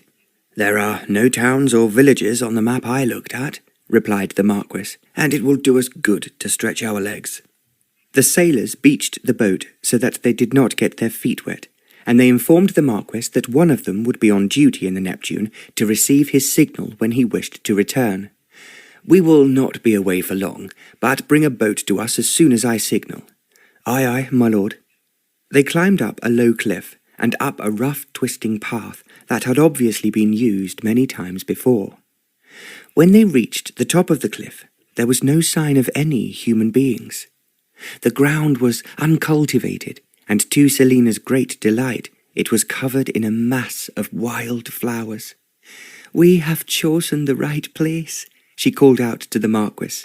"I just love wild flowers, and I will pick a bouquet to take back to the Neptune." "Let's go and explore the woods first," the Marquis suggested, "although I have a feeling that we will not find anything different from what we see now. There might be caves, or even ruins of a church or castle. The books I have read say that there are plenty of these on different islands. Oh, and I would love to see one." "Well, we will certainly take a look," smiled the Marquis.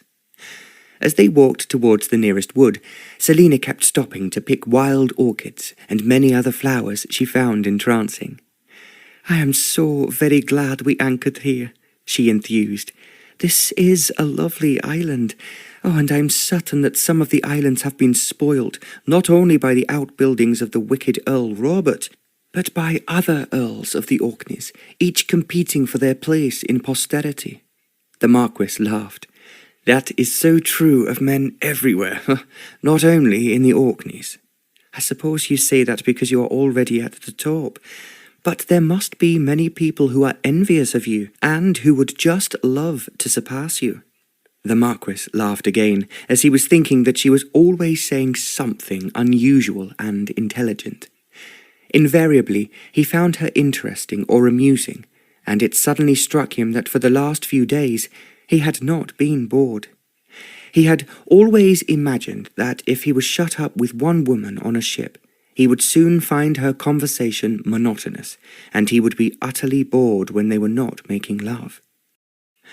Last night, he had found himself chuckling in his cabin after he had left Celina. She had been so funny, telling him about the people who had visited them in the castle out of curiosity, and to please her father they had pretended they were sportsmen when they were not. At other times, she would talk to him about places he had visited, and although she had never been lucky enough to go there herself, she had read about them. In fact, more than once she had been able to prove him wrong on matters of history. Firstly on the rulers of Constantinople, and then on the pharaohs of Egypt. "Celina, how can you possibly have received such a good education?" the Marquis asked. The Scots are very intelligent." "I was already aware of that before you kept telling me so." "Well, Papa found a good tutor for me, and I really enjoy learning. We also have an extensive library in the castle, which I don't think you saw. I have taught myself so much about the world outside, because one day, I would love to see it all." "I hope that one day will not be far away, but you will have to find a husband first." Celina sighed. "I suppose that it would be impossible for me to go round the world alone. But I expect if I had a husband, he would always find a good excuse for fishing or shooting at home, rather than climbing the Himalayas." The Marquis chortled. "Is that what you would like to do, Celina?" "Of course, but he will just tell me scornfully that I cannot do it because I am a woman." They had argued about this issue for some time. Then the Marquis realized that he had made her tell him all about the dangers of climbing the Himalayas, as she had obviously read a dozen books on the subject. "She is certainly very unusual," he told himself for the 100th time, as he thought over what she had said. Now, as they walked further into the wood, Celina gave a little cry. "Look, there is a castle in front of us." The Marquis saw that there was indeed a castle, or rather the ruins of one. It had once been very large, and although one of its 2 high turrets seemed intact, the other had collapsed. "Oh, do let's go and explore it," Celina urged him. "It is empty, but it will give us an idea of what the Orkney castles were like. There were, I believe, a great number of them." "We will go and have a look," the Marquis agreed. "At the same time, we must be careful. We don't want the roof falling in on our heads, or to be trapped in some dungeon just because you wish to explore it." Celina laughed. "I am prepared to ignore the dungeons if I can see the castle, my lord." They walked on through what must have been the castle garden, but now there were only weeds and stones. The Marquis saw that there was a doorway in front of them, and they headed for it. There was no glass left in the windows, and the roof, which must have been very spectacular in its time, certainly needed repair. But he was surprised to find the doors themselves were still standing. When he pushed hard at one of the doors, it opened without any difficulty. Then, as they walked in, suddenly and without any warning, several men sprang at them. As Celina screamed out, the Marquis felt a rope go round his body. 2 men bound him, and although he struggled, it was too late. His arms were tied firmly to his side, and the men held him firmly, and there was nothing he could do. Another man tied a rope around Celina, and she too was completely helpless. "What does this all mean?" demanded the Marquis. "Why are you doing this?" The men did not answer. They only pushed him along the passage in front of them, and there was nothing he could do but move between them as they compelled him to do. He was aware that Celina was being pushed along behind him. In a frightened voice she asked, "What is happening? Where are they taking us?" "I have no idea, Celina, but there is nothing we can do about it at present." They walked on and came to a staircase. One of the men went ahead, pulling the Marquis, and another man walked behind, pushing him forward. They climbed a great number of steps, so that they were now on the 2nd floor of the castle, which, to the Marquis's surprise, was in a much better condition than he might have expected. The floorboards seemed to be sound, and the walls, devoid of decoration, were intact with only a few holes in the ceiling overhead. His captors now pulled him and Celina to a door at the end of a passage.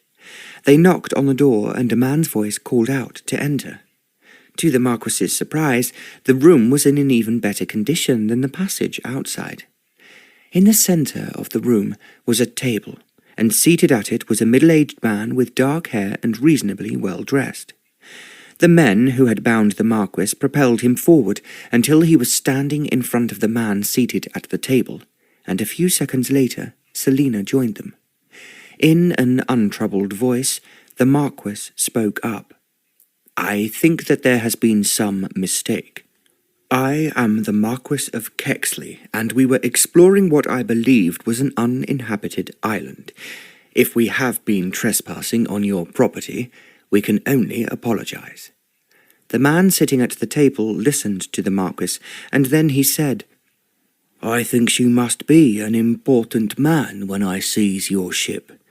Well, as it happens, I've heard of you, my Lord Marquis, and I am ever so glad to make your acquaintance. Now, will you be kind enough to tell your men to remove these ropes around us?" replied the Marquis firmly. The men gave what seemed to Celina to be a sort of diabolical chuckle.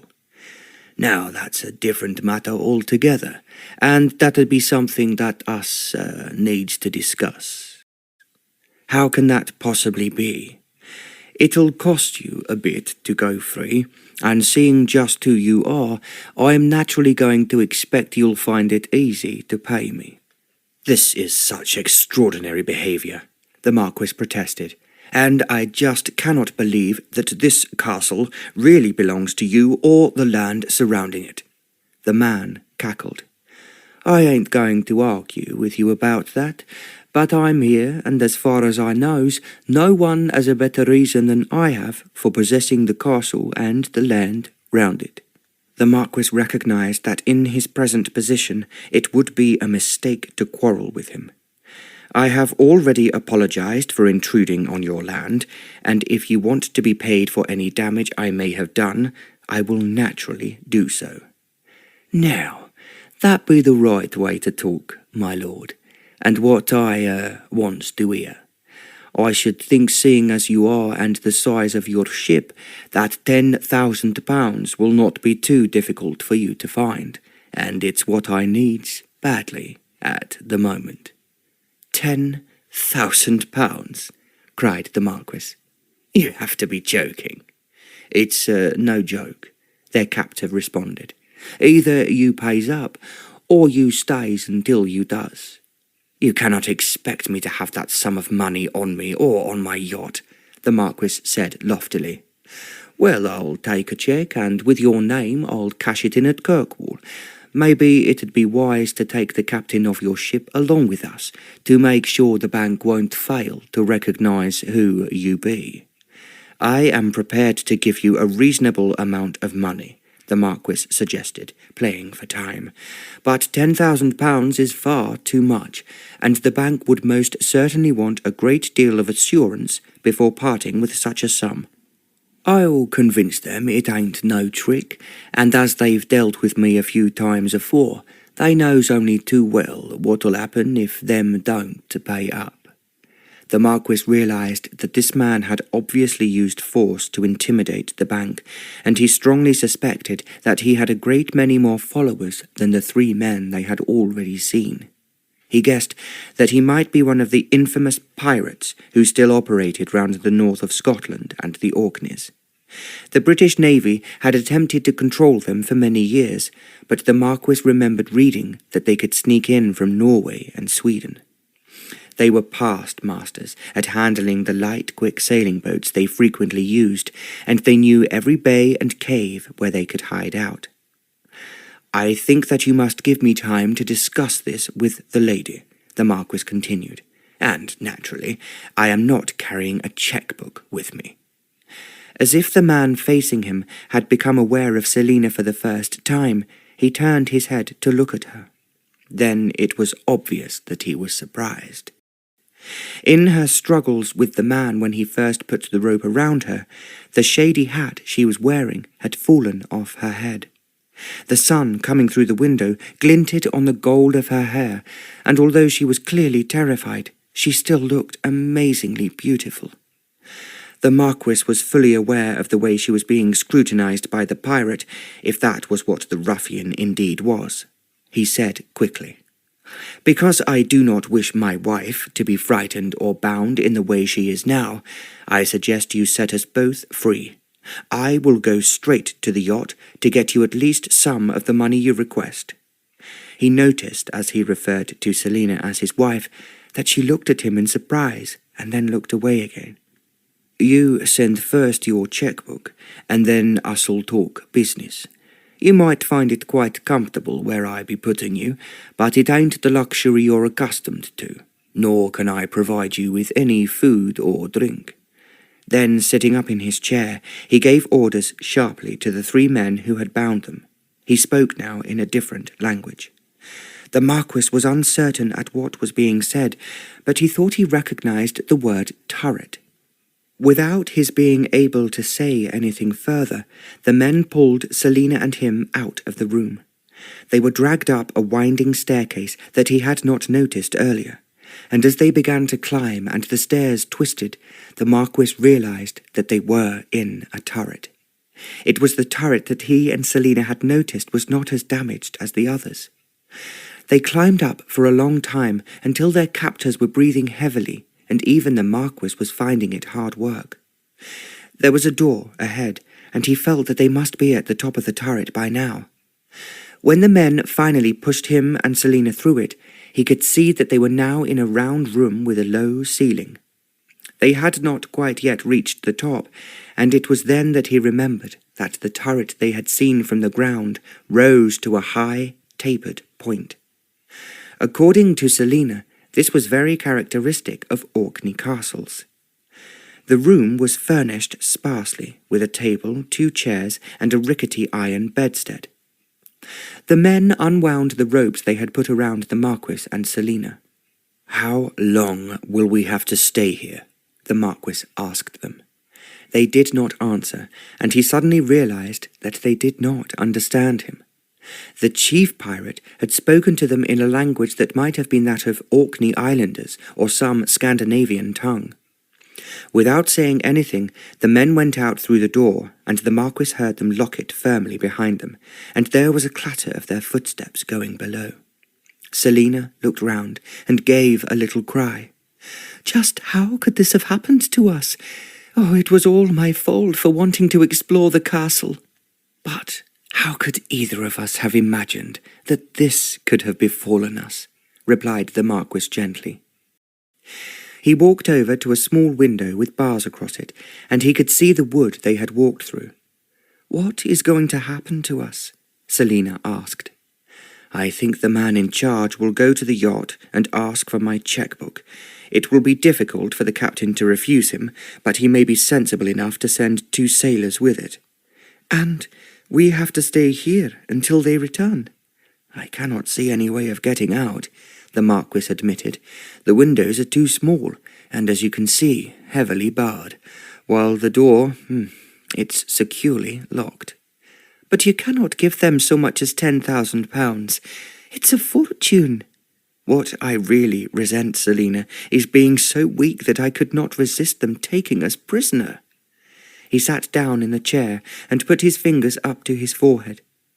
"We have escaped once in a very astute way," he said, "and now we have to think of another one." Celina walked over to the door and felt the lock. If everything else was old and dilapidated in the castle, the lock had obviously been added recently. The Marquis suspected that the pirates were making a fortune out of kidnapping tourists and extracting money from them. He had to concede that what he had been asked for was a very large sum, and he suspected that ordinary people were forced into paying up whatever they had on them, perhaps only a few pounds. Now he thought it over. He remembered hearing that there were pirates and thieves of every sort in some of the Orkney Islands. The captain had actually mentioned it earlier, that it would be a mistake to let anyone come aboard as sightseers. "I've heard in these parts that they are not too particular as to who owns what," the captain had said, "and I have no wish to lose anything from the Neptune." "I do agree with you," the Marquis had commented, "and please see that there are arms available for the crew if we are unfortunate enough to need them." He had not repeated this conversation to Celina, as he had thought it would scare her, but he wished now that he had been sensible enough to bring his revolver with him when he came ashore. Celina turned from the door. "You cannot pay all that money. It is wicked. That horrible man will only spend it on righteous living, while you can do so much good with it." "I agree with you, Celina. So, what we must do now is try to escape, but I cannot see any possible way of doing so, as long as we are locked up in this turret." Celina looked around, and then she tipped back her head to have a good look at the ceiling. "Just look at that," she exclaimed, pointing upwards with her finger. The Marquis looked up too, and saw that there was a trapdoor in the ceiling that did not look as if it had been used for many years. The ceiling itself was rough, and most of the plaster had fallen off, so that the bare boarding was revealed. "Are you suggesting that we climb up to it?" Celina shook her head. "I'm just thinking that it must have been used for a certain purpose on the part of the evil Earl Robert." The Marquis thought that there was no way it could help them escape. "If you are thinking that it might help us in some way, I will stand on the table and try to open it from here." "Yes, do try, but don't hurt yourself." The trapdoor was almost directly over the table at which the Marquis was sitting, and he climbed onto it. Then, putting his hand on the centre of the trapdoor, he pushed. There was no reaction at all. In fact, as far as he was concerned, he might have been pushing solid iron. "I thought that would happen," sighed Celina. "It has to be opened from above." The Marquis looked down at her from the table. "How do you suggest we do that?" To his surprise, Celina then walked over to one of the windows. There were 4 in the turret, and they were all without glass. It had already struck the Marquis that it might be very cold at night, because although the bed had a rough mattress on it, there were no blankets they could cover themselves with. He climbed down from the table, and was just about to repeat his question as to how they could get the trapdoor open, when there was the sound of footsteps coming up the stairs. They both stiffened.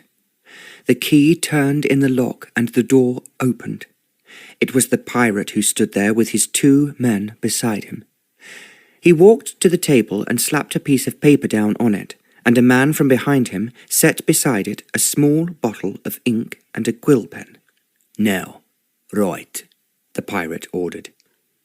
"Tell the captain of your ship to send your checkbook, and if you has any money on you, I'll take it now."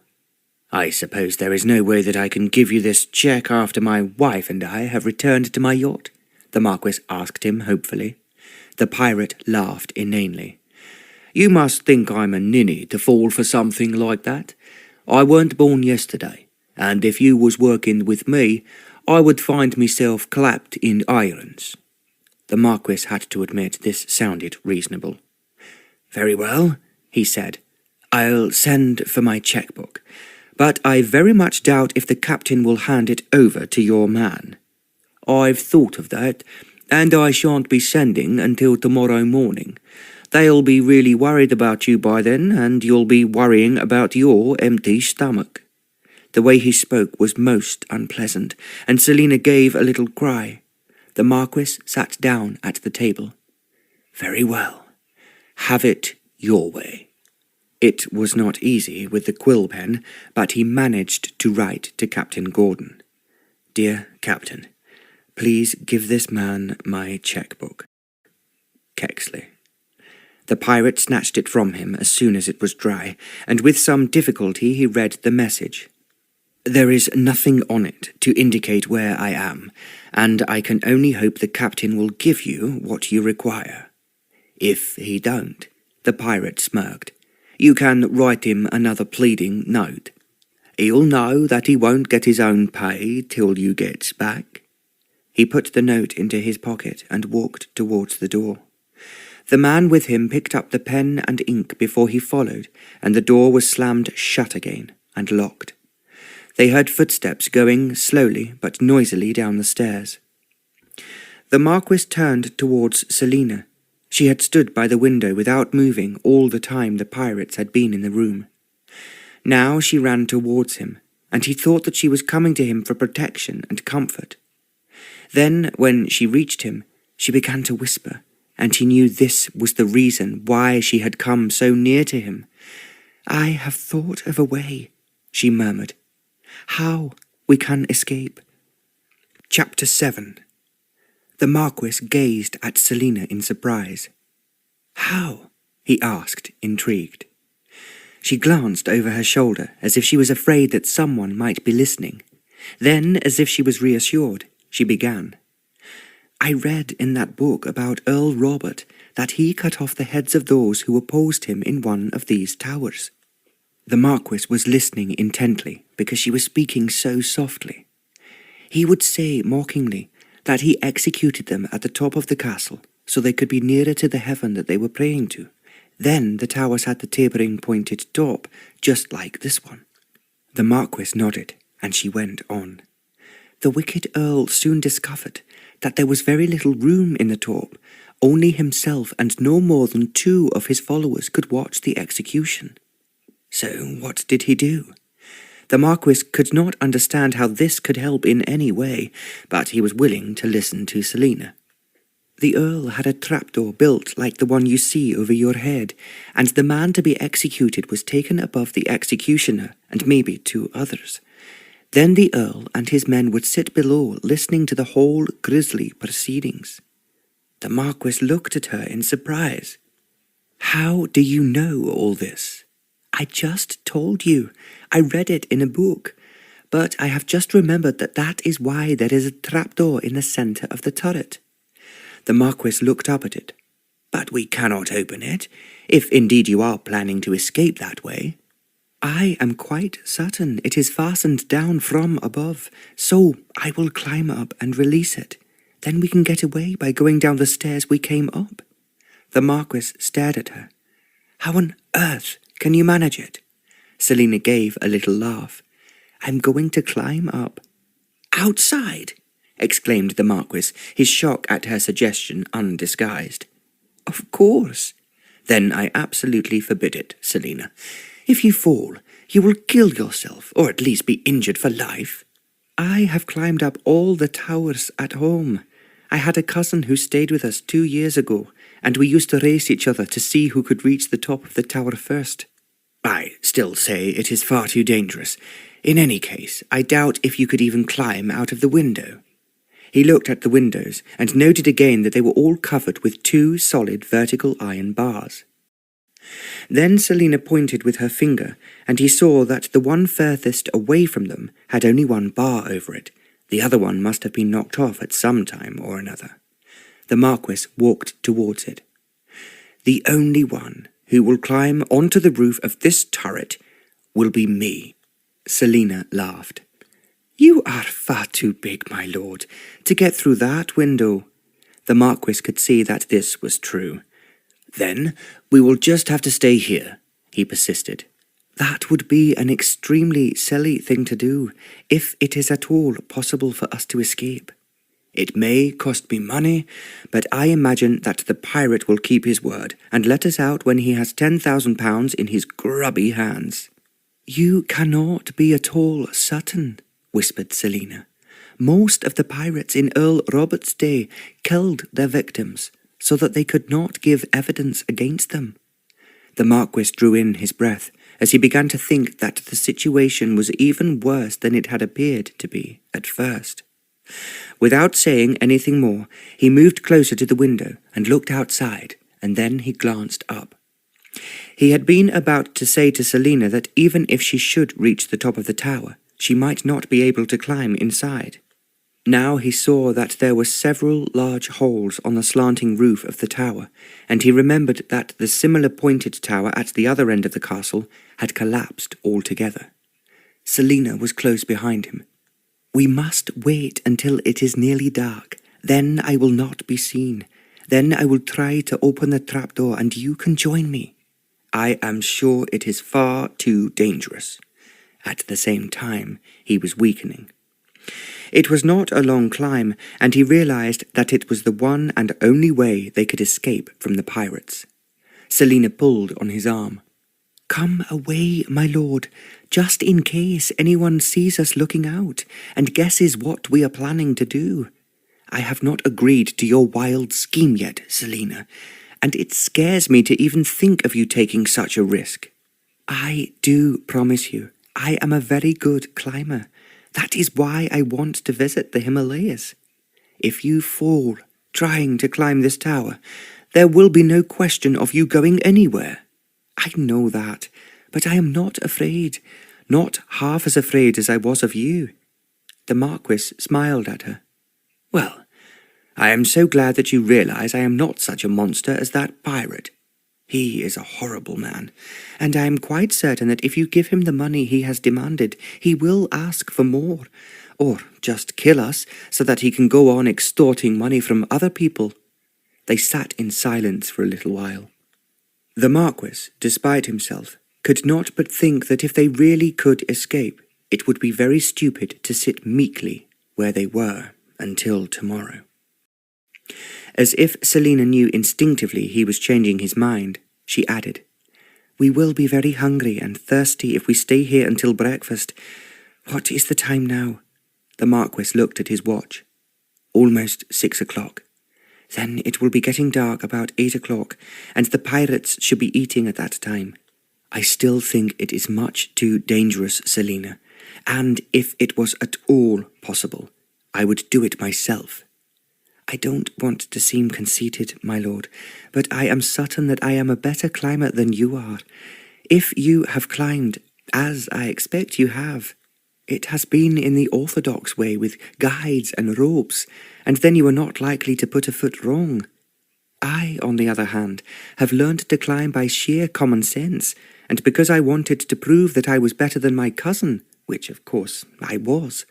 The Marquis grinned. "I have never known a woman to be so proud of her ability to climb, especially such a rock face as a turret with a pinnacle top. I always thought the mountains around Darendell were rather feeble, and actually, I have been to the top of each one of them." The Marquis gave a deep sigh. "Very well, Celina. You win. I will allow you to do something that I feel is extremely dangerous, but I cannot think of any appropriate alternative." "I thought you would see sense, my lord. Now I am just going to take a quick peep, just to work out the best route to climb, and I only hope there is no one watching. I think it is a bit unlikely, but let me look out, as I am sure my eyes are sharper than yours. I will allow you that one superiority." She laughed. The Marquis approached the window with the broken bar. He looked out onto the ground below, and then scanned over the trees to the sea until he was prepared to swear that there was not a living soul in sight. Then he turned away from the window without any comment, and Celina took his place.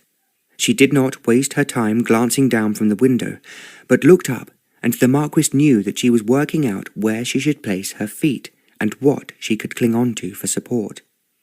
It was actually only a relatively short climb, but it could be fatal for anyone who fell, especially as the ground beneath the castle was covered with broken stones. She came back and sat down beside the Marquis. "It's going to seem a long wait until it begins to get dark. What shall we talk about?" "Suppose you tell me something about yourself. I'm fascinated to know why you are so different from most girls of your age." Celina giggled. "I thought I told you that I was brought up like a boy. One day I hope I will be able to show you that I am a very good shot." "I don't approve of women shooting," the Marquis retorted quickly. Celina giggled again. "I was certain that you would say that. I went shooting with Papa because he wanted me as a companion, but quite frankly, I don't really like killing anything." "Then, well, that at least is feminine." "Oh, I am very feminine in some ways, and I adore children. I hope one day to have a very large family of my own." "But you will need a husband first." "I suppose that's a necessity, but I promise you that it will never be someone of stepmamma's choice." The Marquis put up his hand. "You are not to think about her, not at this moment at any rate." "You are quite right, my lord, as if I fall and kill myself, she would positively be delighted." "Then make absolutely sure, Celina, that we leave her regretting that you are still alive for a long time." There was a pause in the conversation for a moment, and then Celina muttered in a very small voice, "But I suppose I will have to go home one day." "I am quite certain that will be unnecessary, as long as your grandmother is alive. And as you are so beautiful, Celina, a great many wonderful things might happen to you whilst you are living with her in Bath." "Of course you are right, and I am looking forward to staying there with Grandmamma." She hesitated, and then added, So please, let's see all of the Orkneys before we have to leave them. You still want to go on touring round the islands, even after what has happened to us today? It's all an adventure that we will be able to put into our autobiographies when we eventually write them. I am sure if you include photographs in yours, they will be of many beautiful women. Now you have been listening to gossip about me. Celina started teasing him about his reputation, and she made it sound so amusing that they were both laughing almost helplessly. It seemed as if the time had swept by before Celina remarked, "It's getting dark. The shadows are long under the trees, and the sun is sinking." The Marquis walked to the window. "Are you really determined to do this?" he asked. Celina nodded vigorously, and said a little coyly, "You realize I cannot do it in my petticoats." "Well, I had not thought of that, but they would certainly increase your difficulties." "If you will please not look, my lord, I will put my clothes on the table, and when I open the trapdoor, you can hand them up to me before you come up yourself." The Marquis walked to the other side of the tower. "I am not looking, Celina." He heard some swift movements as she took off her shoes and her dress, and from the soft rustle he could hear, he thought, most of what she might be wearing underneath it as well. "Don't look round. Just pray I will be successful." "You don't want me to help you?" "I can manage," replied Celina, "and may God take good care of you." He heard her movements as she squeezed through the narrow window. Only then did he turn round and walk cautiously to the other side of the tower. He knew that he must not startle or upset her in any way, but as he was aware of the incredibly dangerous task she had undertaken, he was tensed up in a way that felt extremely painful. Then he was praying, as she had asked him to do. He was begging God to take extra care of her, and that she would not fall and kill herself. After a tortured moment, he thought it safe to look through the window, and as he did so, he saw her bare feet disappearing through a hole in the roof above them. He felt himself relax a little. He realized that he had never been so afraid for anyone in his whole life as he had been for Celina. Now he could hear her faint movements overhead. He put up his hand to his forehead. It was damp from the intense feelings she had evoked in him. He now guessed she was working on the trapdoor. Almost as if he could read her thoughts, he climbed onto the table and began to push at the trapdoor with all his strength. Suddenly, it moved and went backwards with a loud bang, and the noise made the Marquis start in case he could be heard from below. Then he saw Celina's face looking down at him. "We've done it!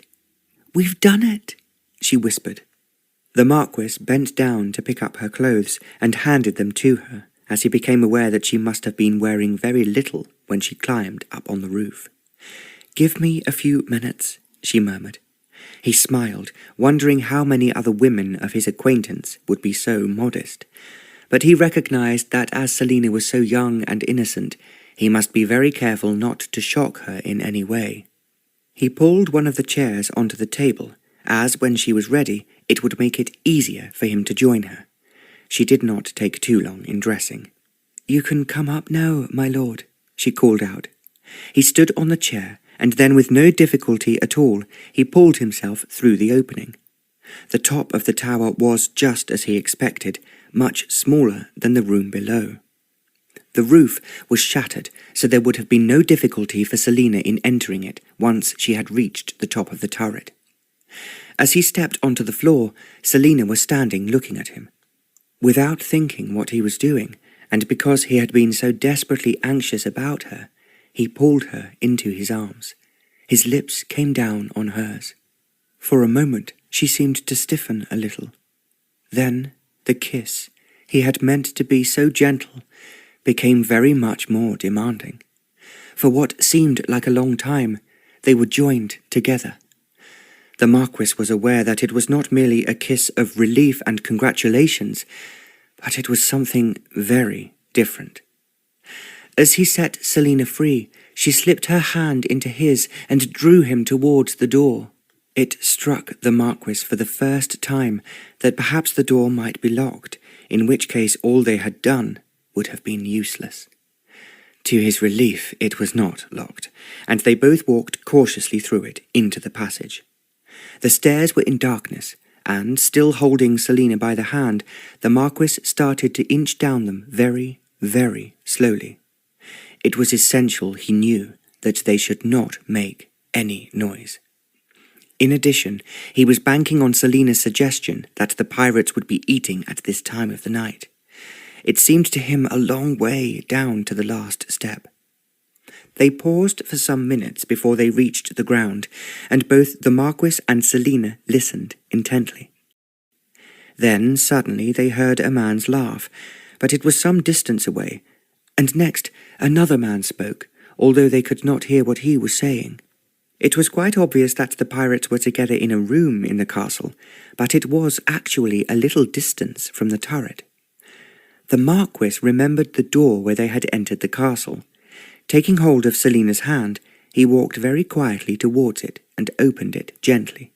To his relief, he could see several low bushes just outside, so they slipped behind them. He had already thought it would be a great mistake to cross directly to the Neptune the way that they had come, as there was nothing to give them cover growing on the rough ground in front of the castle. They could easily be seen by anyone looking out of the castle, so he deliberately turned to the left behind the bushes, then straight down a deep drop in the land and up again on the other side. Now they were much nearer to the woods, and the Marquis considered it unlikely that they could be seen, as it was now almost completely dark. The sun had disappeared, and the moon had not yet risen. The shadows were deep, and once they were safely in the wood, the Marquis knew that they were out of danger. However, it would be very stupid to take any risks. There was just a chance that the pirates might think of giving them something to eat, or even just check up on them. They were now well to the north of the Neptune, but the Marquis did not hurry down to the cliff edge. Instead, he kept among the trees until they were as near as possible to the small bay where the Neptune was anchored. Still, he and Celina walked on, and then, at last, with the woods beneath them and the castle, he stopped. Now it was just about possible to see the top of the yacht's mast. It was then that he let go of Celina's hand and drew a deep breath. "We have done it." They were the first words he had spoken since they left the turret. "I was praying," Celina mumbled, "that they would not follow us." "Your prayers were answered, Celina, and now we are going to sail away and forget what has happened today, and it is all due to you that we can do so." "And you," she whispered. The Marquis put his arms around her and drew her close to him. No one could have been more marvellous. Then he kissed Celina again. Now he was aware that her lips were very soft and sweet beneath his. Her arms went round his neck, and he could feel her trembling.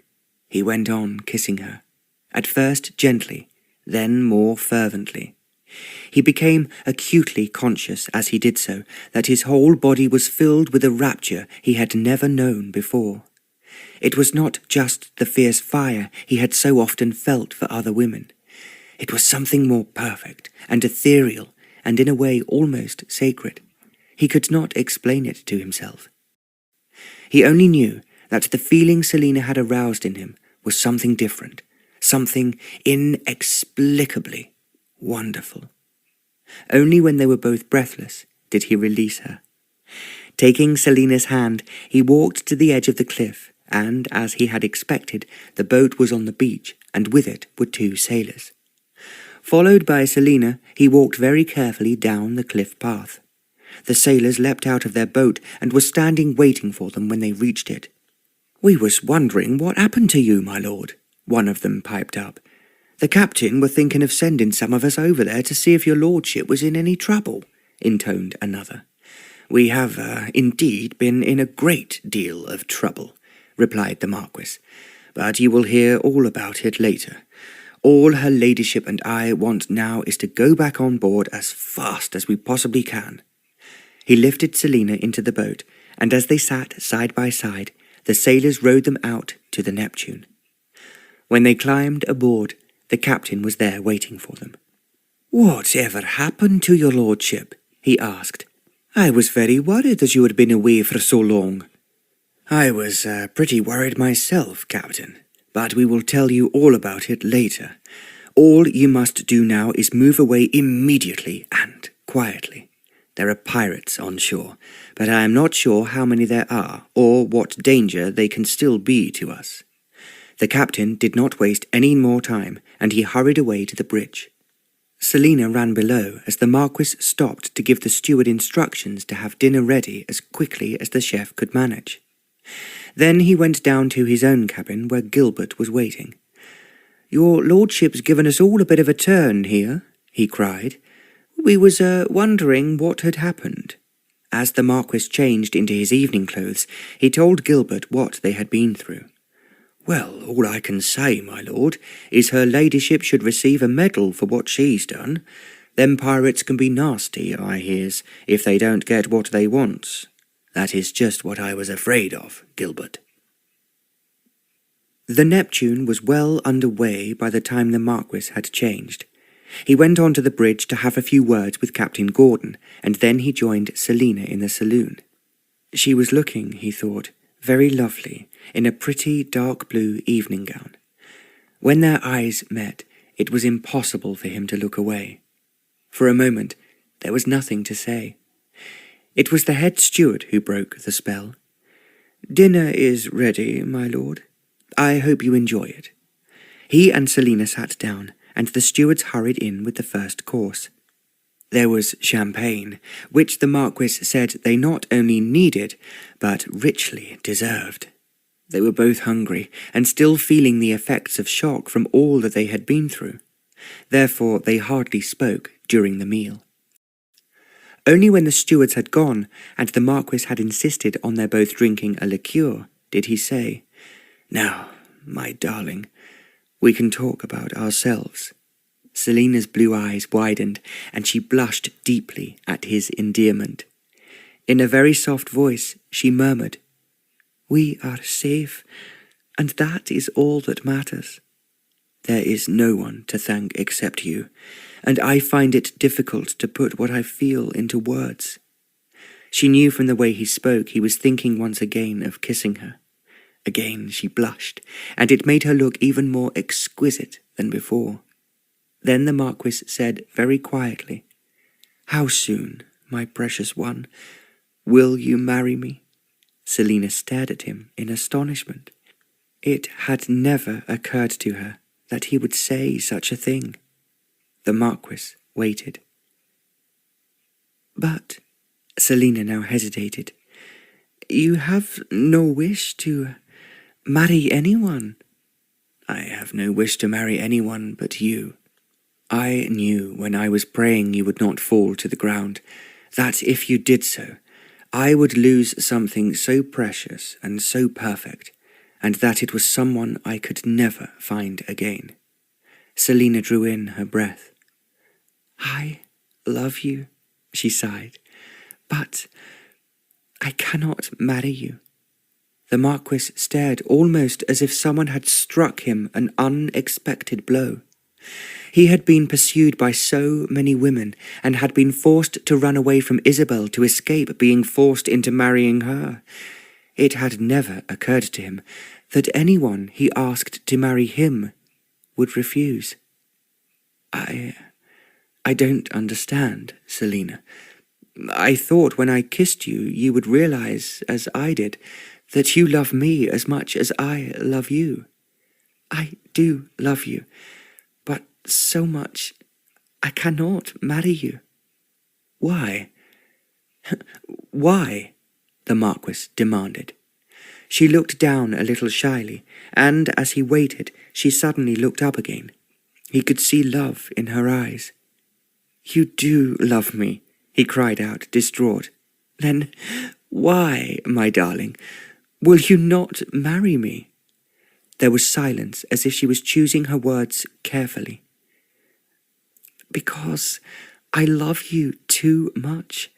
If I did marry you and you became bored with me as you have been with so many others, it would be like being shut out of heaven, and I could never bear it."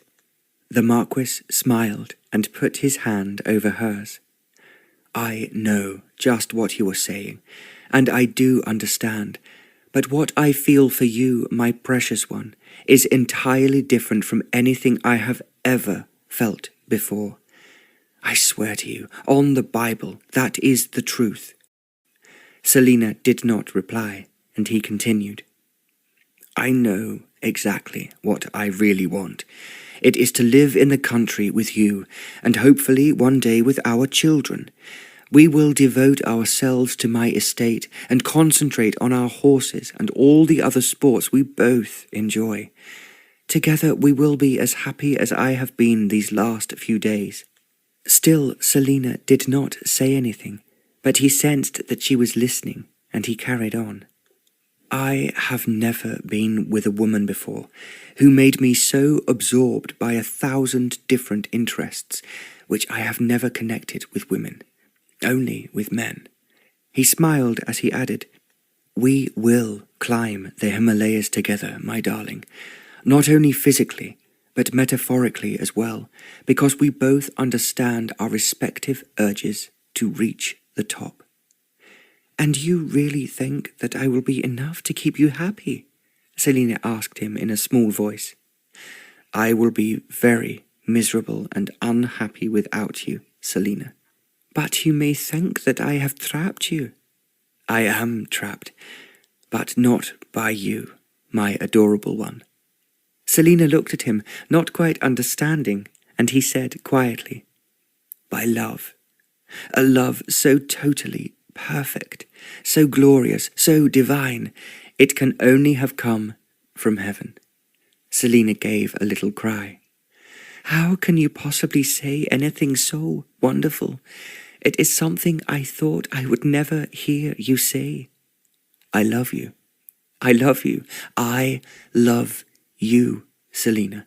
And that is why, my exquisite one, I suggest that instead of going back to your family and mine, who will be busy telling us what to do and telling you how difficult it will be to keep me faithful, we get married. At once." "At once? Do you mean here in Orkney?" "Why ever not? There is, I believe, a magnificent cathedral in Kirkwall, and that means a bishop who I am sure will be only too pleased to marry us." Celina gave a little laugh. "That will be exciting. Oh, and romantic. Oh, but you must promise to buy me a wedding dress." "I am sure that we can find one somewhere in the town, but you look adorable and ethereally beautiful, my darling, whatever you wear, or do not wear." Celina blushed. "You did not look when I was climbing the turret." "Because I knew you did not want me to. I did not. At the same time, that ghastly agony of fear I went through, I hope I will never have to suffer again." "There cannot be pirates everywhere, and it will be lovely to spend our honeymoon among the islands." "We will," the Marquis assured her. "Equally, the crew will be armed and will watch over us. I am not taking any more chances where you are concerned." Celina slipped her hand into his. "You are quite certain," she asked earnestly, "that you will be content with me? You have achieved so much that it is going to be difficult to keep up with you. But as you think so quickly with your clever little brain, I rather suspect that you are some miles ahead of me all of the time." They were both laughing as the Marquis drew her out onto the deck. Now the moon was shining and the stars glittering brightly above. He thought that the captain would now be making for North Ronaldsay, where he could anchor safely without being worried. At the moment, all he could think of was that Celina was standing beside him. With the moonlight glittering on her hair, she was like the stars themselves. "I love you, adore you, and worship you, my Celina. I love you so much that you will be bored hearing me say it over and over again." "And I love you," she sighed. I knew at once when I first saw you fishing that you were the most wonderful man I could ever have imagined. But I wanted to run away from you because I thought you would be angry when you learned what stepmamma was planning. I think, really, maybe we should both be grateful to her, the Marquis suggested surprisingly. Grateful? Exclaimed Celina. If she had not plotted in such a disgraceful way to force me into marrying you, it might have taken me very much longer to realize how adorable you are and how much I want you forever in my life. Celina gave a little laugh. You are making everything seem so different. One thing that is not different, my darling Celina, is that I love you, and I am falling more and more in love with you every second we are together. How can you be so unique, the perfect wife I thought I would never find? I want you to keep on loving me, and I will try to be perfect for you, because you are the most wonderful and handsome man in the whole wide world. There was nothing the Marquis could do after that but kiss her. As he felt her melting into his arms, he knew how amazingly lucky he had been. He had run away from marriage all his life.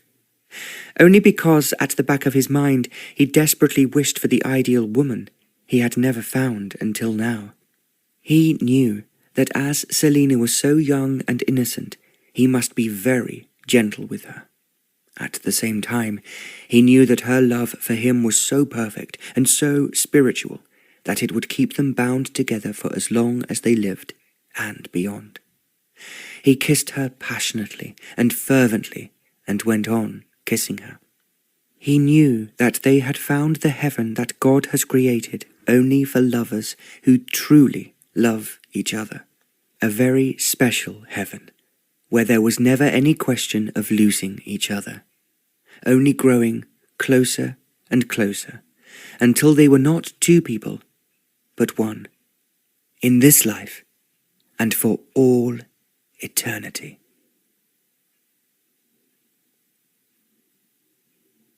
The Marquis is Trapped.